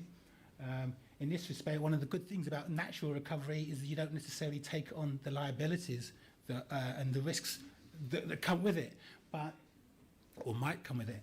But likewise, you're not really in control. And so when we get this scenario, and then you can see the erosion actually, no doubt, probably more because of the flood than the weir removal collapse itself. We don't know. Who can tell what really created that final erosion on the bank, which cut to within feet of the railway line? I was quite surprised that the train's still running, actually, on this. Apparently they went very slowly across that area. But one thing it does suggest straight away is that when you're looking at a project to remove a weir and you're thinking about how do you manage the risk, another way of managing risk, apart from having lots of process and analysis, is to think about the partnerships that you can form in amongst this, the highways and the railway company, or maybe if through partnership can have shared goals, and then we can have shared risks as well. And then if everybody's on the same page and all these issues can be managed at the time of removal during dry, low flow time, then some of this stuff could be avoided. Subsequent to that erosion, as you can see the distance it made across to the railway line, because we now enter into something like an emergency incident event now, and not a planned recovery or repair of a river, the kind of works that were delivered ultimately were not what we probably would have done under a planned removal if we felt it necessary to supplement and support that bank. So a lot of heavy rock was brought in. I think this was led by the council with EA support as well on the ground in some of the logistics. But the sorts of the niceties of bank stabilisation get lost in an emergency situation. You can see, so that was when it was first restabilised in 2015 or 2016 by then. This is actually what it looks like on Sunday. So I took that photo on Sunday. And it's still there. The bank is in more or less the same place as far as I can tell. Some of the rocks seem to have moved around and there's been a lot of infilling. It has changed, but it's still pretty stable and has been kept away from the railway line. So I don't know who ultimately is responsible for this bank now and manages or monitors its behaviour. So you can see a collapse of the weir leads on to quite a few implications as to who's going to pick up the pieces and manage what might become still a very active site. This is just looking downstream, the same banks to the top when all this hard rock was put in place, these blocks, and then what it looks like now. I guess it's kind of settling down and things like that, but essentially a lot of that rock is still there and is protecting the railway line, which is obviously the main aim of that particular piece of work. So try and contrast that with removal of a weir in Bury on the River Roach, Goshen Weir. Not a huge amount. There was some modelling and some risk management in terms of predicting what was going to happen. As a part of this project where a number of weirs were taken out, we tended to choose low risk sites, and certainly sites where weirs were underperforming in terms of they're becoming degraded, and there's a thought that they're going to collapse anyway. So if we can do it in a way that's successfully manages change on the river, or understands a little bit about what's going to happen, and then put in the correct mitigations or controls, all the better. So, and this weir was taken out in I should know this already, but never mind, 2014, I think, something like that, maybe 2013. I'll know in a minute because I've done some mapping, but you can see it was worked out that the middle 60% was taken out, with about 20% on either side to help stabilise the banks in the immediate vicinity. A lot of attention was paid to the immediate vicinity of the weir removal in terms of looking at different likely changes, but not much to the wider up and downstream zones of the river. So it was taken out there in 2013. So what I did was I did sort of low-tech monitoring. So no models or drones or anything like that.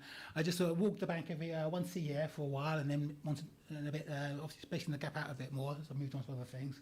But we captured a bit of a baseline. In fact, these kind of mapping, what it is they're flow types, very simple flow types: riffle, run, glide, standing wave runs, pools, dead water, that kind of thing. All really based on River Habitat Survey manual flow types. So, reasonably reproducible from my perspective, because you've got the manual and all the different flow types are defined in that document. And so the obvious thing would be the large upstream impoundment of the weir disappears, and there's some great video footage, again, taken by Matthew Schofield, which I haven't got today, but shows how almost immediately an enormous sandbank was created on the left-hand bank. That's the big brown tier, which totally covered the remnants of the weir on that side. And over time, that grew and began to vegetate with willow, and there was also a little bit of an increase in erosion to the left-hand bank downstream. There had always been erosion down there, but it was just becoming a little bit more pronounced, and a little bit of deposition to the right-hand bank. So what you were actually seeing was a general sort of reassertion of the sinuosity of the river, if you like. I'm not a geomorphologist, so these are the kind of words that I quite like. And you can kind of illustrate it when you see a photo looking upstream, how when the river used to just come almost straight down that channel to the camera, it's now putting in its shapes and putting in, looking to assert some sort of meandering effect, which is really nice. Except that the upstream remained very wide. So this is a bit of mapping, because I did map a lot further upstream than this. I mapped up to the previous weir that had collapsed, and even beyond that. So they did about 2 miles of mapping actually upstream, including a previous fallen weir. But what you had was the river wasn't narrowing, and even 3 years later, it was still very wide in the upstream aspect. And it wasn't because it was bedrock down beneath; it was holding back the pinch point or anything like that. You can see the quality of the habitat upstream, even 3 years after the weir had been removed. You can see the little resettlements and changes to the bank and exposed banks, but the river was very wide, and the habitat, although there were riffles, the spread of water meant there was not good quality habitat anyway. Not like we would like to have seen as the river respond. I remember being at a European dam removal conference a few years ago when they spoke about these kind of things, and they found that all of their rivers responded so quickly to dam and weir removal, and new channels quickly forming and all sorts of great features occurring. And I think it's because they've all got great big mountains and snow melts and big reliable annual blasts of water, whereas what we have is regulated rivers with reservoirs all along the tops which sponge up all the water and refill, so we just don't get that kind of impact initially.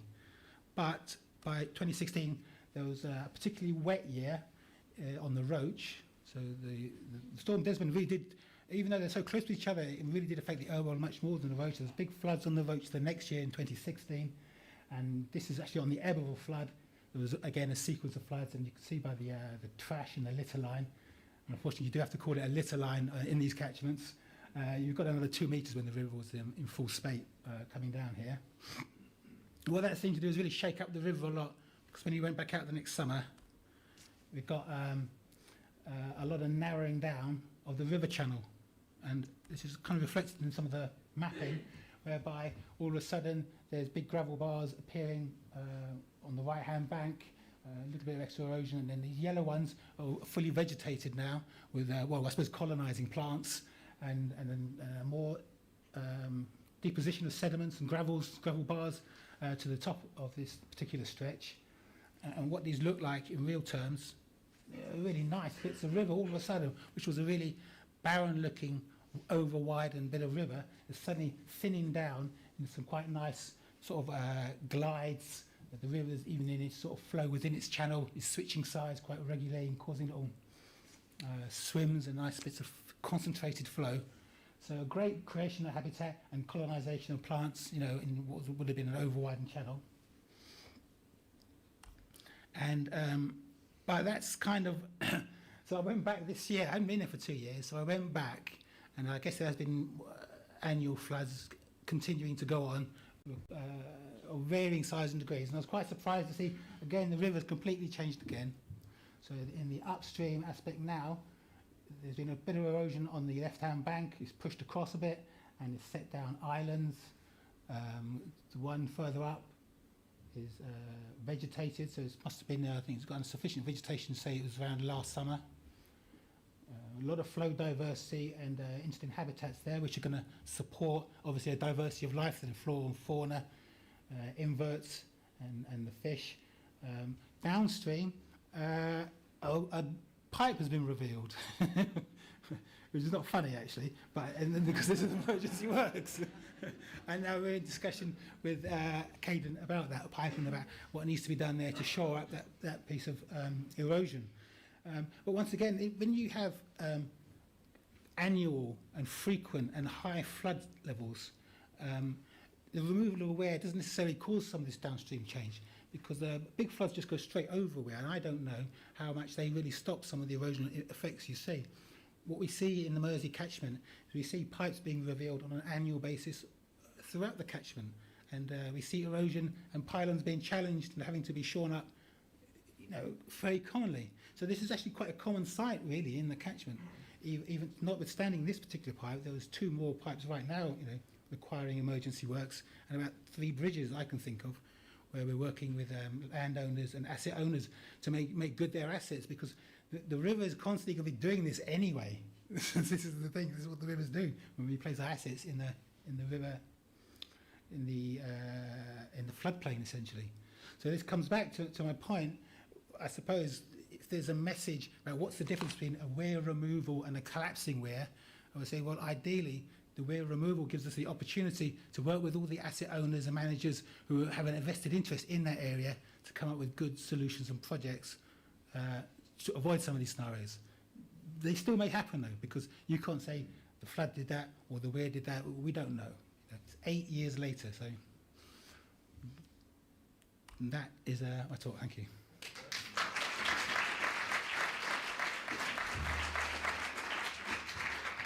Kevin, always an uncomfortable reminder, firstly from Storm Desmond and Eva, which came through the northwest in December 15.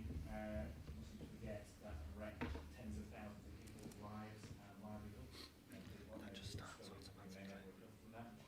But also, for its sake, from a geomorphology perspective, which probably some of the career highlights. Helen had moved to Scotland in October, just before it, and I think we missed it. One other reflection, I remember a conversation with Jodie out in West Cumbria, was that actually the river restoration projects were amongst the most resilient river channels in the region.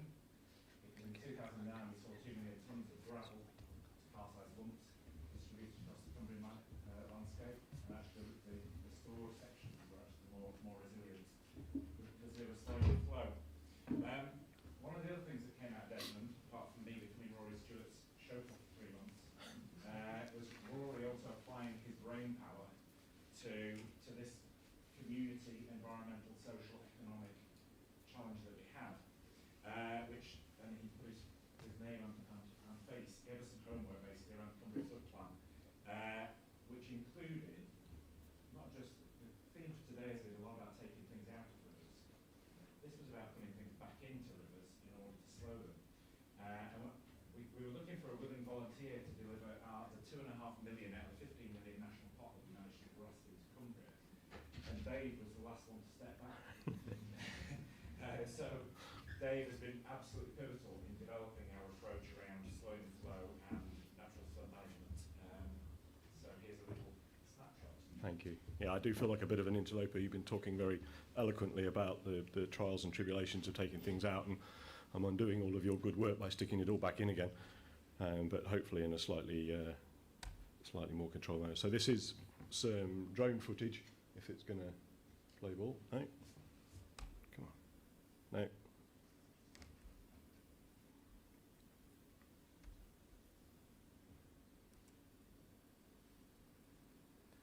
So this is above T-Bay. And what this illustrates is 3 different pots of money coming together to help a community, but for 3 different reasons. So the wood planting was done by the Woodland Trust, and then you'll start to see in the river channel itself these leaky dams starting to appear, done by an incredible farmer called Tim Winder, who has become something of a kind of a guru almost. So with this stuff, he was not sure about it to start off with, and I know the Loon River Trust are here, and I'm sure they'll step in if I overcorrect that. But he's now like fully brought up to this, and he goes out in floods and films it, and then goes out and adjusts them to make sure that they work even better. What I would also say is towards the top of the catchment, and this drone was having trouble this day because it was quite a strong wind, and it was flying into it. At the top of the catchment, there's some work that was done by the Wildlife Trust for peat restoration. But what they did is they added an NFM component onto the top of that, which was to add a section of effectively like freeboard, where they would normally just allow the level to refill. They added a section that then enabled it to fill up in a storm. So you've got 3 different pots of money all working to really help, and the plan is to try and find some more money and go in and do even more of this section up here.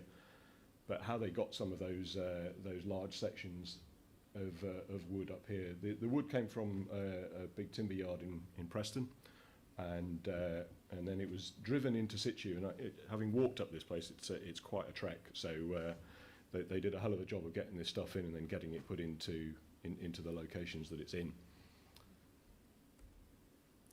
So the benefits of natural flood management, I think, are fairly well known. I mean, it tries to use kind of natural formulation, seeks to emulate what nature has been doing for a long, long time, but just our landscape has been kind of degraded and just altered by our activities to the point that it doesn't do the things that we used to do.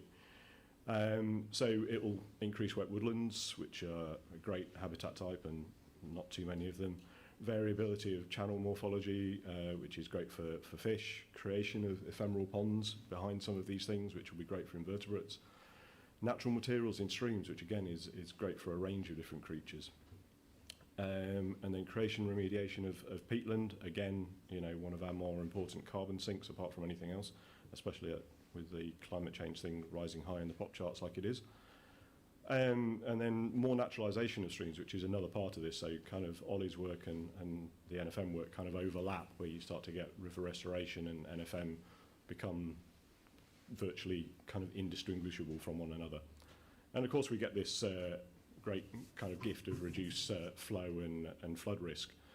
So it has multiple benefits that we find desirable, but there are some concerns, and some of those comes from communities, and some come from planners, some come from permitting, some come from a wide variety of sources. Many of them are what you face when you're doing your river restoration. So partly because I knew I was last on and I was worried about you going to sleep after a nice big curry and a very early start, no doubt, I thought I'd do a bit of a quiz. So the game is quite simply called natural and unnatural. So you've got to guess which ones. I'll try to make them relatively obvious, but you'll see. So start off with a nice easy one. What do we think? So yeah, we'll go with that one.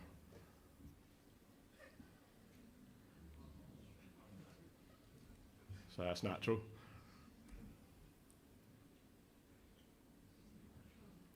Oh, we're getting harder, aren't they? That is natural.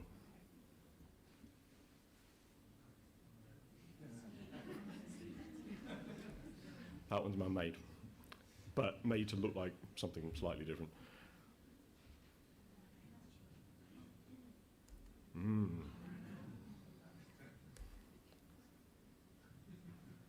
Bit easier, maybe? It is man-made, that one. What do we think? Bigger scale? It's actually currently the largest known beaver dam, and it can be seen from space. It's nearly 1 kilometre long. I very much doubt it's just one beaver. Now that they're coming to Cumbria, who knows? So that's just kind of on that kind of woody debris side of things. But one of the other things we use obviously is earthen dams, because they're a little bit more stable, people are a little bit more sure about them, although weirdly they seem to require an awful lot more design. So again, natural or man-made? Oh, you're not so sure now. So that one is natural.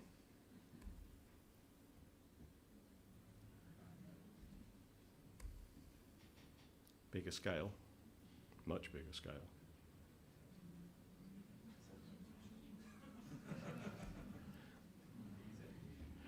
That's man-made. Yeah, there's actually a throttle opening at that top end. It was designed to store water. I'm not too sure what the thing is. It is Easdale Starn, yeah. But that's completely natural, even though it looks like it could have easily been a reservoir or something else like that. Basically, it's an old moraine lake. But so we can see that it's not always that easy to tell, and yet the stuff that would have happened naturally didn't need any of these things. But if I go and put in a leaky dam, even if it's only going to hold back something really quite modest, maybe 50 cubic metres of water, a couple of bathtubs, not a lot really. If it gets away, would you really notice? And yet I might need planning permission, might need habitat regs assessment. Depending on how nervous people are and how close to a town you are, you might need principal designer with CDM. When inside the national park, we probably need a heritage impact assessment of some sort, just to make sure that we're complying with that side of it. If it's not the agency, it will require ordinary watercourse consent. Luckily in Cumbria, we've got quite a willing partner on that side of things that kind of tend to be, it's a what? Well, we're not worried about that. But we do register where they are, just so that we know where they are. Flood risk permit, if it's on a slightly larger river, might need modelling, and potentially it might need ground investigation as well if you're not really sure of what goes underneath it. So all of these things that you would have had the habitat been there and would have happened all by themselves, so leaky debris dams are just part of any forest.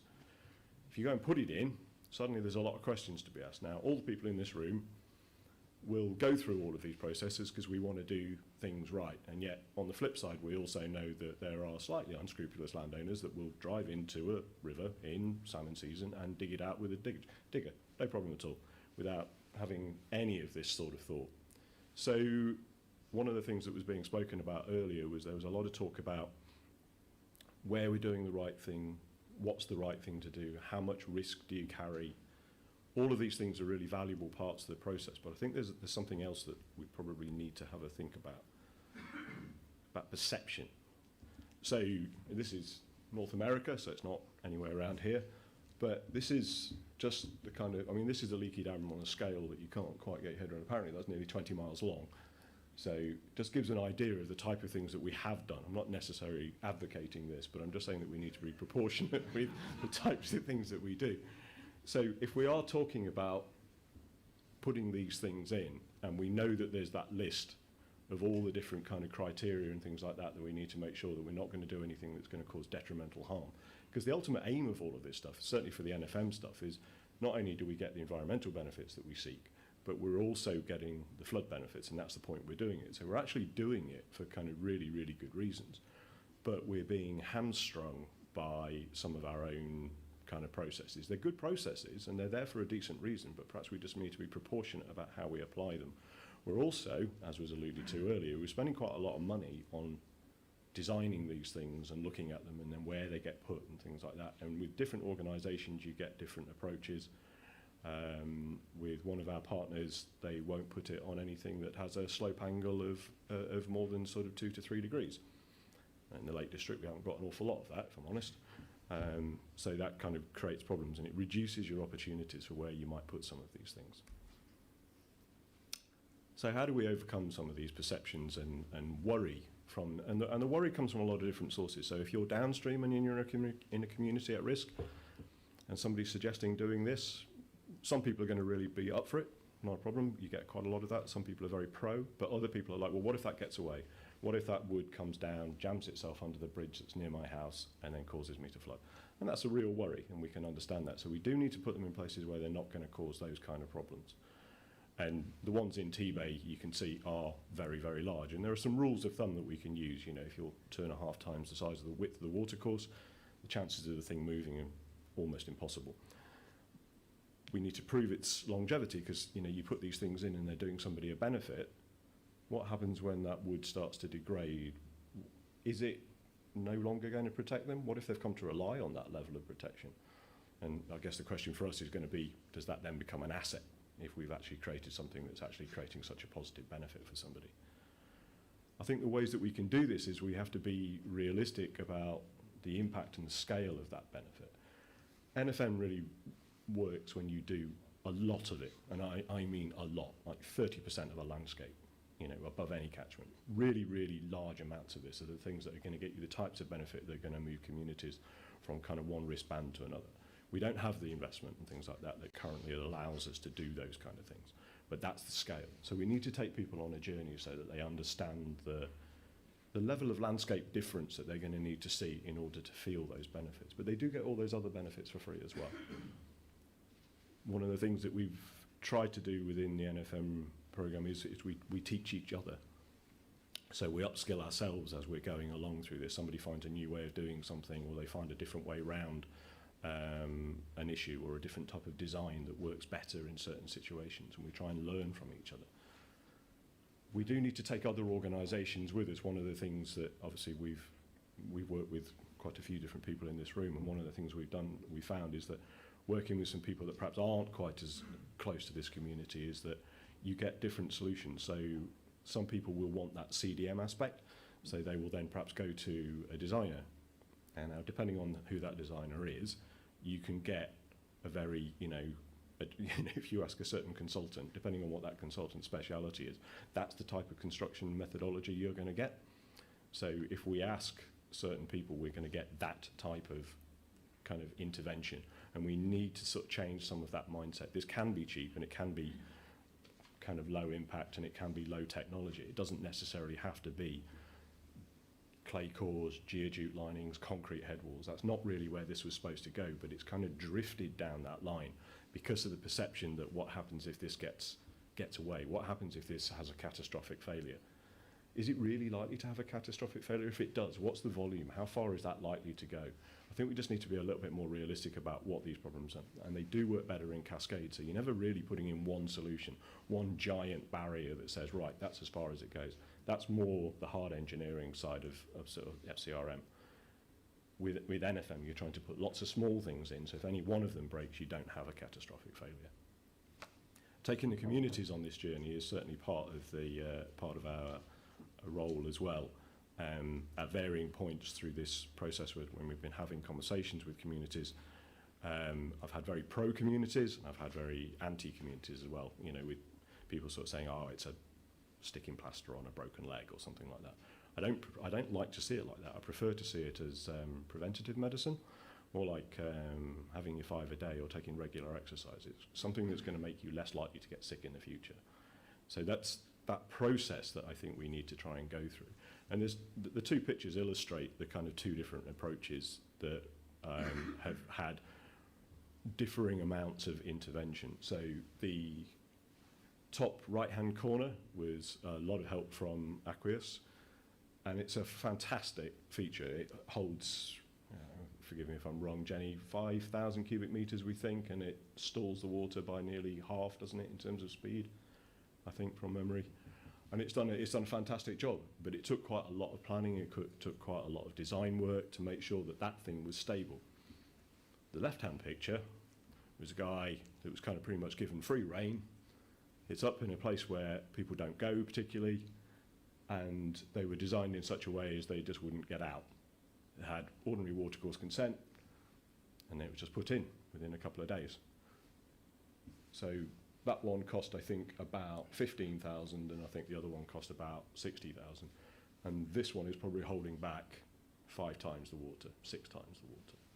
So it's about what we're trying to aim for and about how we take people on that journey about which things are best. And I don't advocate one over another. They're horses for courses. They're different things in different places. The landowner who owns the right-hand side would not have gone for something like this. So we have to be able to put the right things in for the right people. A few more things that we need to do. Obviously, landowners, I think Tim started off being a bit sceptical, but now I think quite the reverse. I think he's practically a champion for this now. So in order to do some of this thing, and the top, very top right-hand corner is the wildlife trust stuff that I was talking about. And then the other ones are places like Flimby, and then this is Flimby as well with another big earthen bund. We've had some studies done on it with Lancaster University, and the Flimby Gill stuff looks like it might be reducing flow by 5% in a 1 in 100 scheme. That's worth having.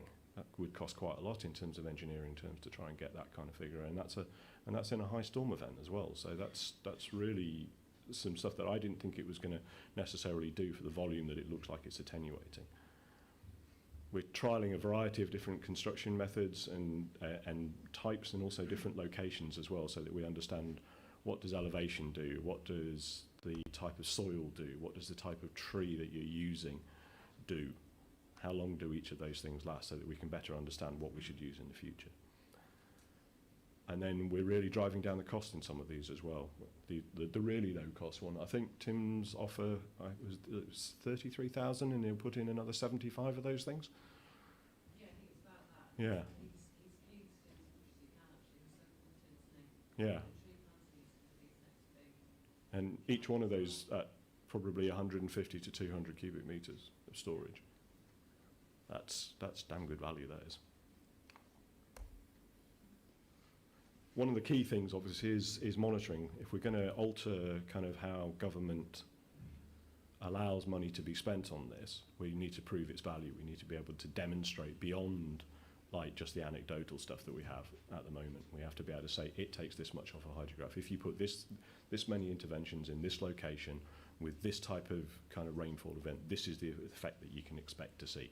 Because in order to produce a business case that secures that kind of money in the future, that's the type of thing that you're going to need to be able to do. The other thing that you're going to be able to do, I think, is that the multiple benefits of this allow you to be able to potentially look at different pots of money and bring those different monies and align them, so that you are not spending just one siloed pot of money, because this thing cross-cuts across lots of different kind of organisational aims and ambitions, I think it allows you to open up that funding thing a little bit further. The data stream thing that you can see in the middle, that's for Grange, which is a high-risk community. They flood pretty much every year or every other year, so very high risk, big groundwater effect, as you can see from the trace. That's being used by the community now. These are live feed data streams, so the community are using that as an early warning system for them. We've offered it even as a text messaging service as well, so they can get it that way. And that text message comes through to me, so I can have a look when they're getting that kind of thing. So we're getting like multiple series of things off this. The community are starting to trust that they know what the hydrology is, and therefore they know that if we say we need to intercept 3,000 cubic meters or whatever it happens to be of water, they trust that that value is the thing that we're going to try and attach to it, so that they know that it's most likely to have an effect, because they can actually see it. They know that when that thing gets to sort of 30 centimetres, that's when it's lapping out the bottom of the door. So we give them a warning at 25, which gives them about enough time to start moving stuff out of the way. But it's very, very fast. It's 30 minutes. We've also agreed within area to fund this monitoring for 5 years beyond the life of the NFM programme, to give us a really decent data set so that we can actually drill down into that, because otherwise we'd only have like a couple of years, like maybe sort of 6 month post pre-intervention and then maybe 6 month post-intervention, which is not enough of a time length to really see that sort of change within a lot of different storm events. So that's one of the things we've tried to make sure that we've got.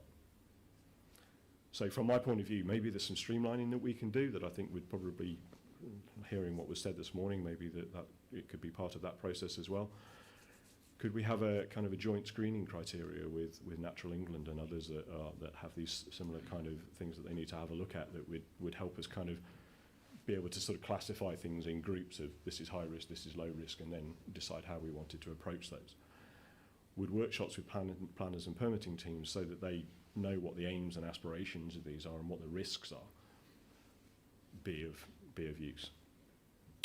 One of the things that is being looked at the moment with Syria is a series of design principles around some of these that would sort of suggest not how you did it, but just sort of like broad brush approach that would say that, you know, if you did this, this and this, these are the types of things that are going to have the most longevity, and these are the types of things that are going to get you the most value. So that's one of the things that's being done. Would that remove the need for us to be spending large amounts on kind of design and modelling and things like that? If that removes that, then that's a greater amount of money that can actually go towards delivery, which I think is probably the ultimate aim for everybody. So I think for me it's about, can we be proportionate so that we understand the risk, but we manage the risk proportionately? We're probably not going to be able to deal with that kind of volume without really, really, really large scale habitat change. But we can probably take off some of the damaging effects of that side. Thank you.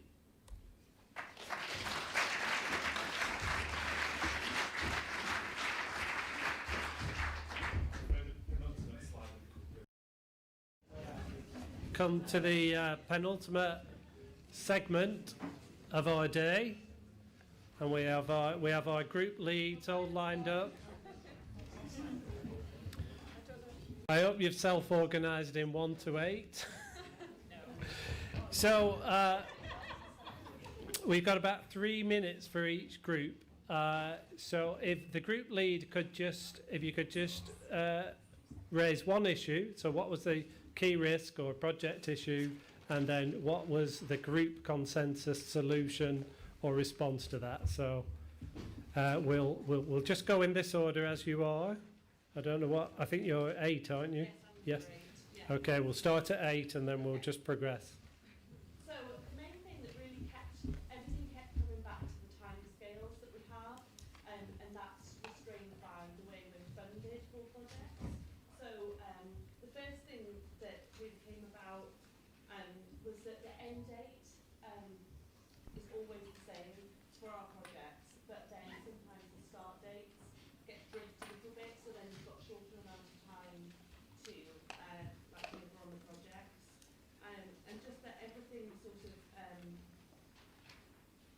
sometimes we were finding that if you go to a landowner or to, for example, an applicant or something like that, and you've got a project you want it delivered quite quickly, and you really don't have that lead-in time with them. So that also sort of ties into that issue. Something else.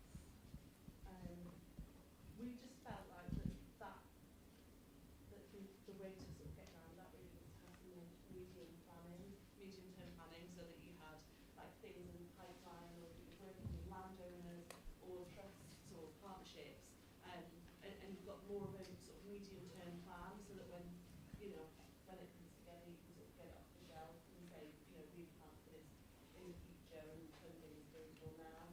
So it's all more about sort of engagement and like working with our partnerships better, so that we can deliver these projects and that we know what their objectives are better, so that we can sort of deliver the things quickly, but with more medium-term plans for delivery. So that's what I mean. What the issue was to do with sort of the way we're dealing with the timescales, and also sort of the way you know the sort of buy-in that people sort of with our objectives in mind. Okay, brilliant. Thank you. Let's move on to the next group. What Okay, group? yeah.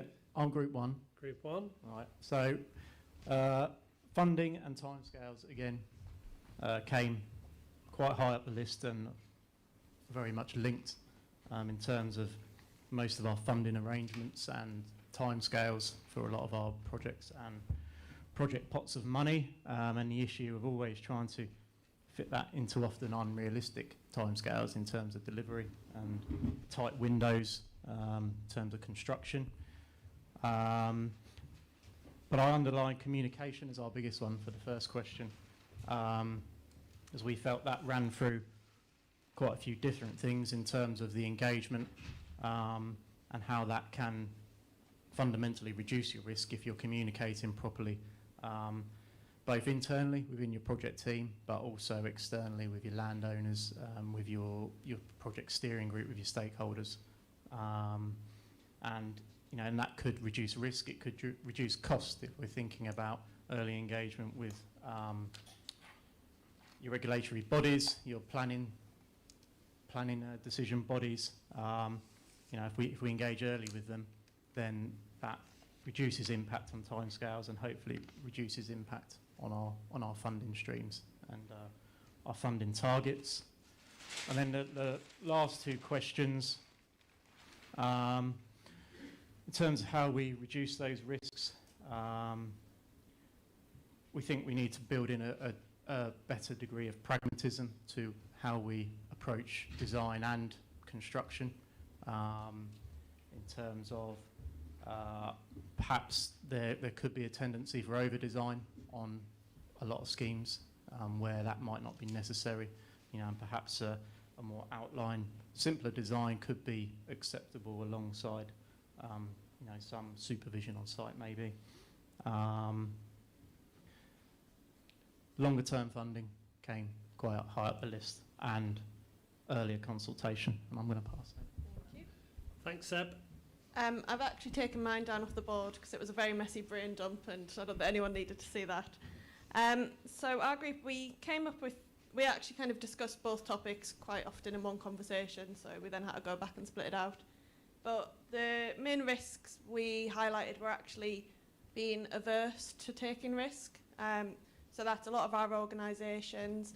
There are sometimes things that put us off, whether it's kind of the CDM or the health and safety implications of doing something, or actually the practicalities of doing something. And so because of that, we shy away and decide not to actually undertake a project. Or we actually talked a lot around transfer of risk, which is something I'd not thought of much before. But perhaps there are times where, for example, the Environment Agency might fund a local rivers trust to do some work, but along with that, we then pass on legal obligations or small print that will say they then undertake liability for the future maintenance of that or legal responsibilities, which for some of the smaller companies could be quite a challenge and mean they aren't able to actually undertake that work. We did, however, come up with a lot of solutions, though, which was useful. I think the one we pulled together, the last point, was about changing our working practices and procedures, so taking advantage of new groups, taking advantage of new technology and thinking, and being innovative, and just doing things a little bit differently to how we've done it in the past, to get something to actually work. Thank you. Thank you. If I remember from my Prince 2 course, one of the ways of managing risk is that the 3 T's: treat, transfer or terminate. There we go then. So I think you covered all 3 there very nicely. Thank you. On to the next group. Okay, I was with group 3 and we talked about quite a lot of the ways to get around things at the same time as talking about the issues. So the 3 that we felt were the most important was number 1 was funding, which, you know, is I suppose no surprise, but also some positives about the water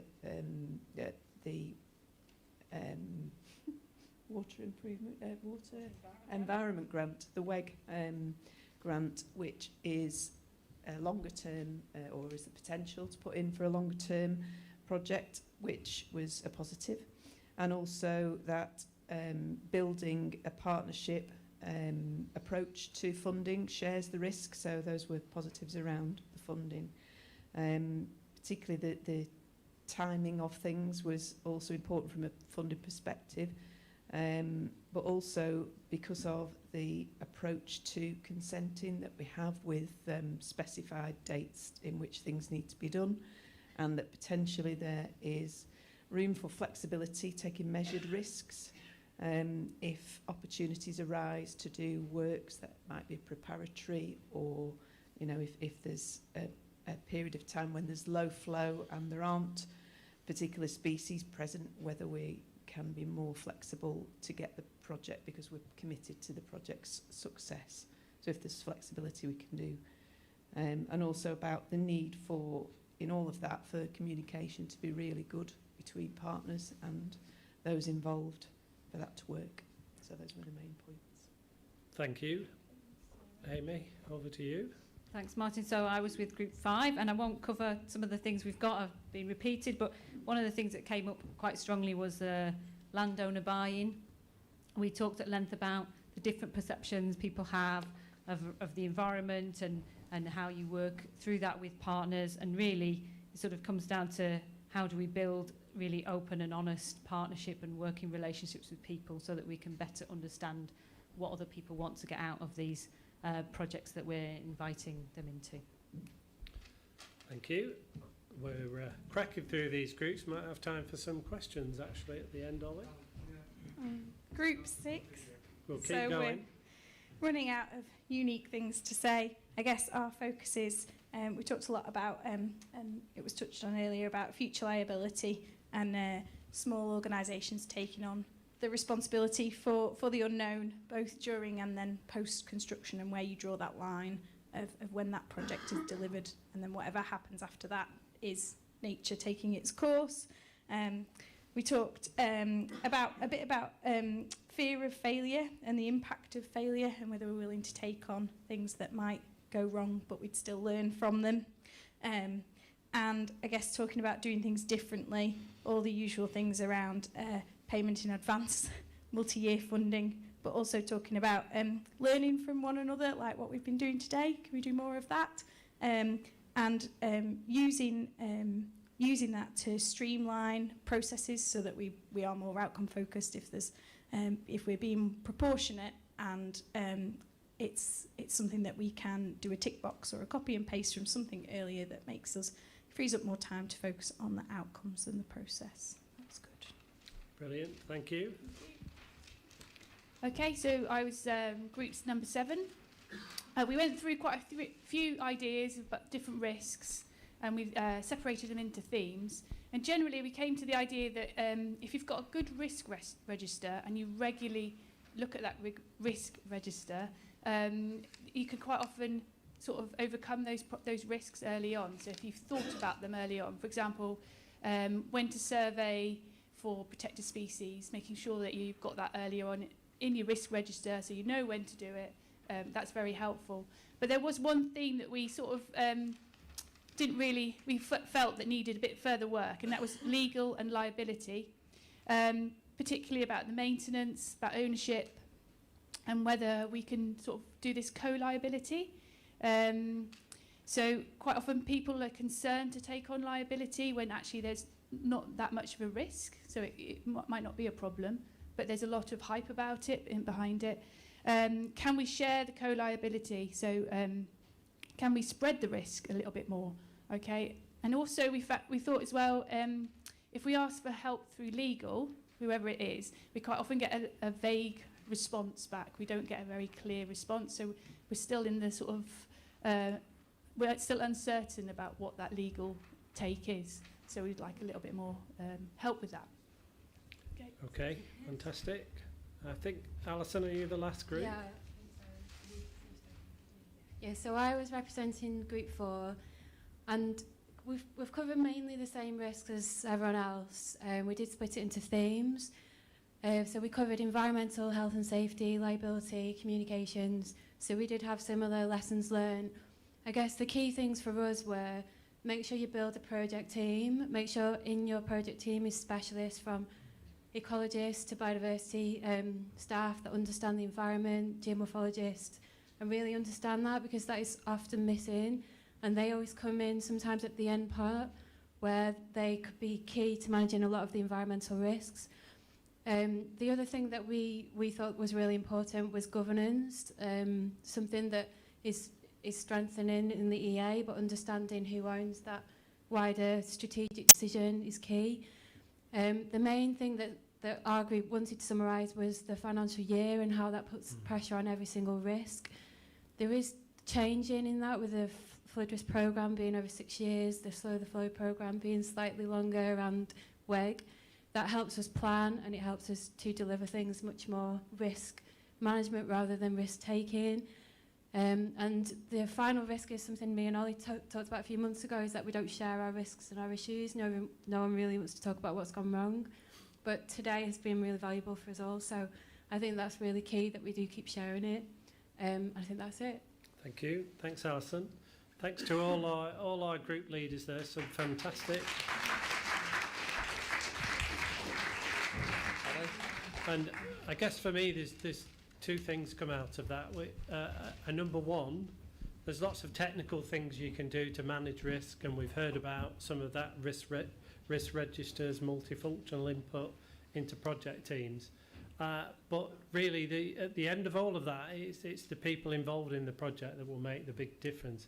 You have that continuity of individual, might not necessarily always be the project manager, but you have that continuity of the individual in that area, whether it's in the EA or the Wildlife Trust, that is able to have that corporate knowledge and drive that project through is really, really valuable. And the second thing I would say, and this is a really big problem that we've not quite solved, because it involves us talking to government, is that continuity of funding that we have in FCRM and some other regimes. That continuity of funding from year to year, I think, has made an enormous difference. And I think the project that we embarked on in the Salmon to Sheffield, that would have been extremely difficult if we've not had that catchment restoration fund in 2011, that 4-year rolling programme of WFD grant in aid that the agency received, and our partners. So I think, more intelligent people than myself need to work on that with government. And I think if we're going to really make inroads into the climate crisis and the biodiversity crisis, we need to have that continuity of funding. So that's the final thing from me today. That's my final bit of being ollied. So I think, Ollie, you've really ollied me. So we are slightly ahead of time. So I'll invite Keith to... Sorry, just before Keith, I've got a little video that I want to share. I promised these guys from Holland to show it if I could. I know we've got 13 minutes. It's only 3 minutes long. I've still got half an hour. Oh yeah, let's go for strategy. Perfect timing. I feel terrible if I didn't show this. So I think hopefully the technician should be able to, if he's still up there. Is he awake? Hello everyone. There we go. Oh, is that working? My name is Ivan Hoving and I'm project manager of Dam Removal Europe. And will this be the future of the UK dams?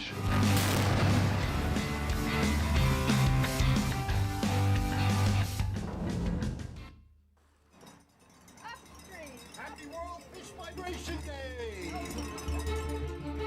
World Fish Migration Day brings people to rivers with an excitement for restoring them and those massive migrations of fish. When I see kids and adults adults like me acting like kids, totally engaged and beaming with awe, I realize there's a lot of hope in our rivers. But here we are today, with thousands upon thousands of people, not only connecting with their rivers and celebrating fish, but also connecting with one another. It's through connecting people that we all learn and grow our knowledge base. It's the way we can develop and share solutions for fixing or protecting rivers that are still free-flowing. I'm hopeful that connecting around rivers can give us common cause. It can deepen our understanding of each other as well as our connections to the natural world.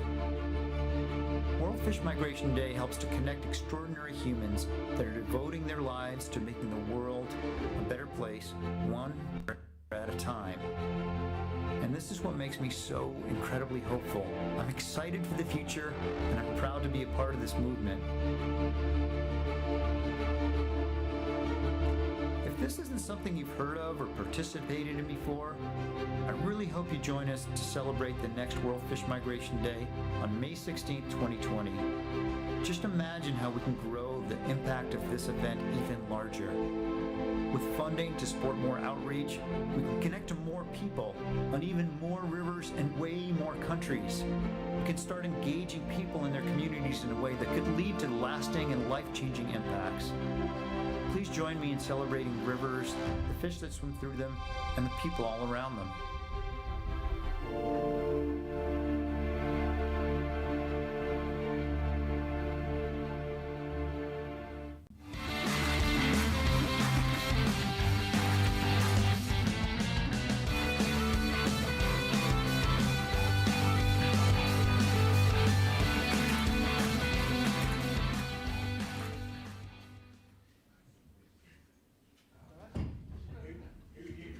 Show of hands, who knew there was a World Fish Migration Day? I thought, anyone surprised that there was? Righty. Oh, I've only got 8 minutes of corporate strategy now. So in the beginning. So why did I come today? I could have been 4 other places. I wanted to come and learn and to be inspired, and nothing to do with Ollie, but the rest of you have taught me lots and inspired me. If today had been taught, we talk all the time about risk, and it came up in the conversation out there. If we change the word risk to fear, how would that feel? Because actually a lot of risk is about fear of shit things happening, basically. So you're going to lose your ownership, change your lifestyle, lose some money, knock something down, damage something else, etc. So just to understand, that's where lots of people's risk comes from, is a fear of something. I did some extensive market research. I was expecting to see lots of slides today with pestle written all over it. Quick show of hands, anyone come across pestle? That's interesting. My extensive research actually with David, I think, has gone from Cumbria Wildlife Trust. So my little brain, I can only work in small numbers. So pestle, and we've covered lots of these things this afternoon. So what are your political risks with a big P or a little p? What are your economic risks? Not enough money. What are your social risks and issues? What does the community think about it? Will they accept it? Do they want it? What's going to get in the way of it? Your technological risks. Will it stand up? Will it fall down? Is it technically feasible? How do you actually build the thing in the first place or knock it down in the first place? L for legal. Anyone come across any lawyers in developing projects? And then environmental. So it's just a really easy way, easy in principle, of just walking through what are those things which might go wrong. And then what are the reasonable worst cases of, or what's the likelihood and what's the consequence of those things? So if that helps just to kind of frame, because otherwise it's just this sprawling mass. Got some brilliant stuff over there, but that's, just bringing it into some context. And then how do you manage those? So if it's political, how do you manage the relationships? If it's social, how do you engage with the communities?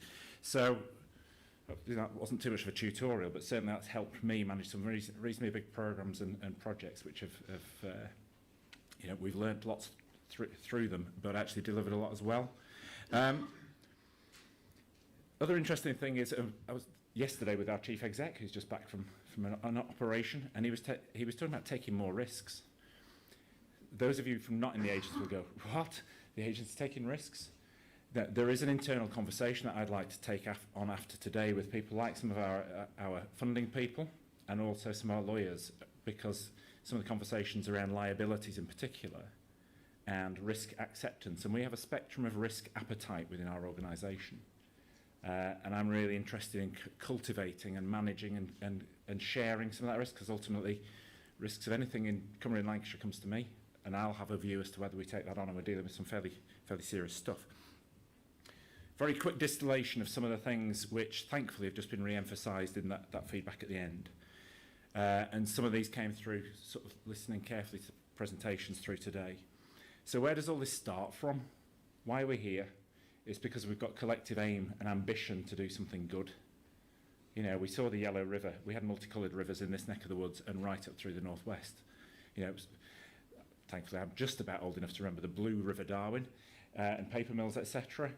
You know, but your ambition and the reason you are here and wanting to do things better, it might be for yourself and some self-interest, but it's probably for future generations and probably for friends, family and others to enjoy and value. So creating that collective sense of ambition, and it might not always be obvious as you're working through things, but an underlying intent to make things happen. In the Environment Agency we talk about yes if. Again, happy to be challenged back. If you're hearing, well, we can't, I'm really curious about how we help work through what yes if looks like. And that's about enabling things rather than going, no, you can't do that because. So really interested in how we think about that. So that intent to make a difference. Lots of discussion today around relationships. If you think about successful relationships or challenging relationships, it's very often based around trust. And it was interesting to hear some of the challenges early on, some Rivers Trusts working with communities, etc., about you not feeling trust and yet trust in your name. I always think you've got a big advantage in the same way as national trust, that you've got trust in your name, whereas we're an agency. Kind of sounds a bit sort of government sinister, doesn't it? You know, but actually trust underpins everything that we do. Would you do a deal with someone you didn't trust? So how do you communicate and how do you understand that? You know, and Jack made reference, I've known Jack for probably 20 years, and we've worked through from when they were doing 4-figure projects to 7-figure projects. And our mutual trust and respect has grown through that time, but we've stayed in the room when we've had difficult conversations. We don't just stomp off and go, oh, I'm not dealing with them again. Because again, our underlying intent is really important, that we want to do good things that really matters to us. Today, as I said at the outset, is around learning and how we learn from each other. So even the really valuable bit about stood around with different partners, stood around the flip charts, just sort of exchanging perspectives, because no one sets out to do a bad job. Not many people do anyway. I've worked with one or two, but most of us want to do a good job and have a good outcome. And understanding each other's risks. So let's talk about it. Try and just tease it apart. What's the real fear? Get right behind it. Just go, why? Why? Why? Because it might not be a legal issue. It might be a fear of professional disrespect or whatever. My sense is, and this is with my natural course and agency hat on and Northwest resident, is we've come a huge way. And actually, what's happened over the last sort of 15, 20 years, and natural course was really a key element to it, is around professionalising and sharing that sense of professionalism and knowledge and respecting all parties in terms of perspectives and how we work through those things. We will never get to a point where we all agree on everything, but actually we work through it, and professional respect is really important. And as my team will know, there's a really powerful word around pride. And I think all of you, including those of you who've been working in Yorkshire, you know, there's a huge amount to be proud of. There's some massive challenges, but when you look back to where we were, you know, and how far we've come and how far we've got to go, you know, you should be massively, massively proud around that. I'm not allowed anymore to go into a meeting, nor would I want to go into a meeting and not mention climate change. So our climate is changing. As Liz knows, Liz is still here. You know, Windermere is 1.5 degrees warmer than it was 10 years ago. What does that mean if you chuck in phosphate? What does that mean to Arctic char? Already Rivers Trust are doing work around cooling rivers. You know, what does that mean going forward? What's the changing economic climate and political climate looking like? What's the changing societal climate looking like? What's the expectations and the value of the environment? Work done in Manchester directly correlates the quality of the environment to health, and therefore the cost to the health service. You know, there is a shifting opportunity, regardless of what you think about what happens on Friday. There is a real opportunity to start riding this wave, because, and Andy Burnham's at the forefront in this in terms of valuing environment and connecting it to economy and to health. So the stuff that you and we are all doing has that kind of value. So there's something about being prouder and raising the profile of it. You know, but it's not going to go away. We need to continue to adapt and think about how our climate, how our rivers, how our river corridors and catchments are more resilient for future. We've seen fires on Winter Hill, Staley Bridge, we've seen drought, we've seen flood, all within the last 4 years. You know, that is going to continue. So how does the work that we are doing now, will that respond to a changing climate? So sorry, I don't want to end up on a low note, but that's part of our challenge. Our track record over the last 20 plus years is immense. We've seen more than £1 billion invested in the environment over the last 20 years in the northwest. That's both rivers and coast. You know, we are a new way of doing it. So be really, really proud. We've got 1 minute. So thank you to several people for today. Ollie, as ever, for your incredible entrepreneurial, imaginative skill in terms of creating this kind of event and coming up with the idea and then making it work. You've got your track record of getting things out of rivers is just massively impressive. Thanks, Neil, and to the university for hosting us today. I think really good venue. Massive thanks actually also to Martin for stepping into the shoes that I didn't know I was going to be wearing this morning by carrying things through this morning, but also the Salford Islamic Society for the fantastic food at lunchtime. You'll be amazed to know there is still some more outside. What we'd also ask is, and I can't quite see it in the dark, is it, so outside, given this was a free conference and a free lunch, there is no such thing as a free lunch. So I would like you all to give generously and drop something in. I presume it's a bucket or something. A recycled yogurt pot, a massive recycled yogurt pot outside as a small token of appreciation and support for the society would be really appreciated, but thank you for that. Thanks also to the facilitators for playing your part in keeping things going, and thanks to all of you for just kicking in and having created some really good energy around it.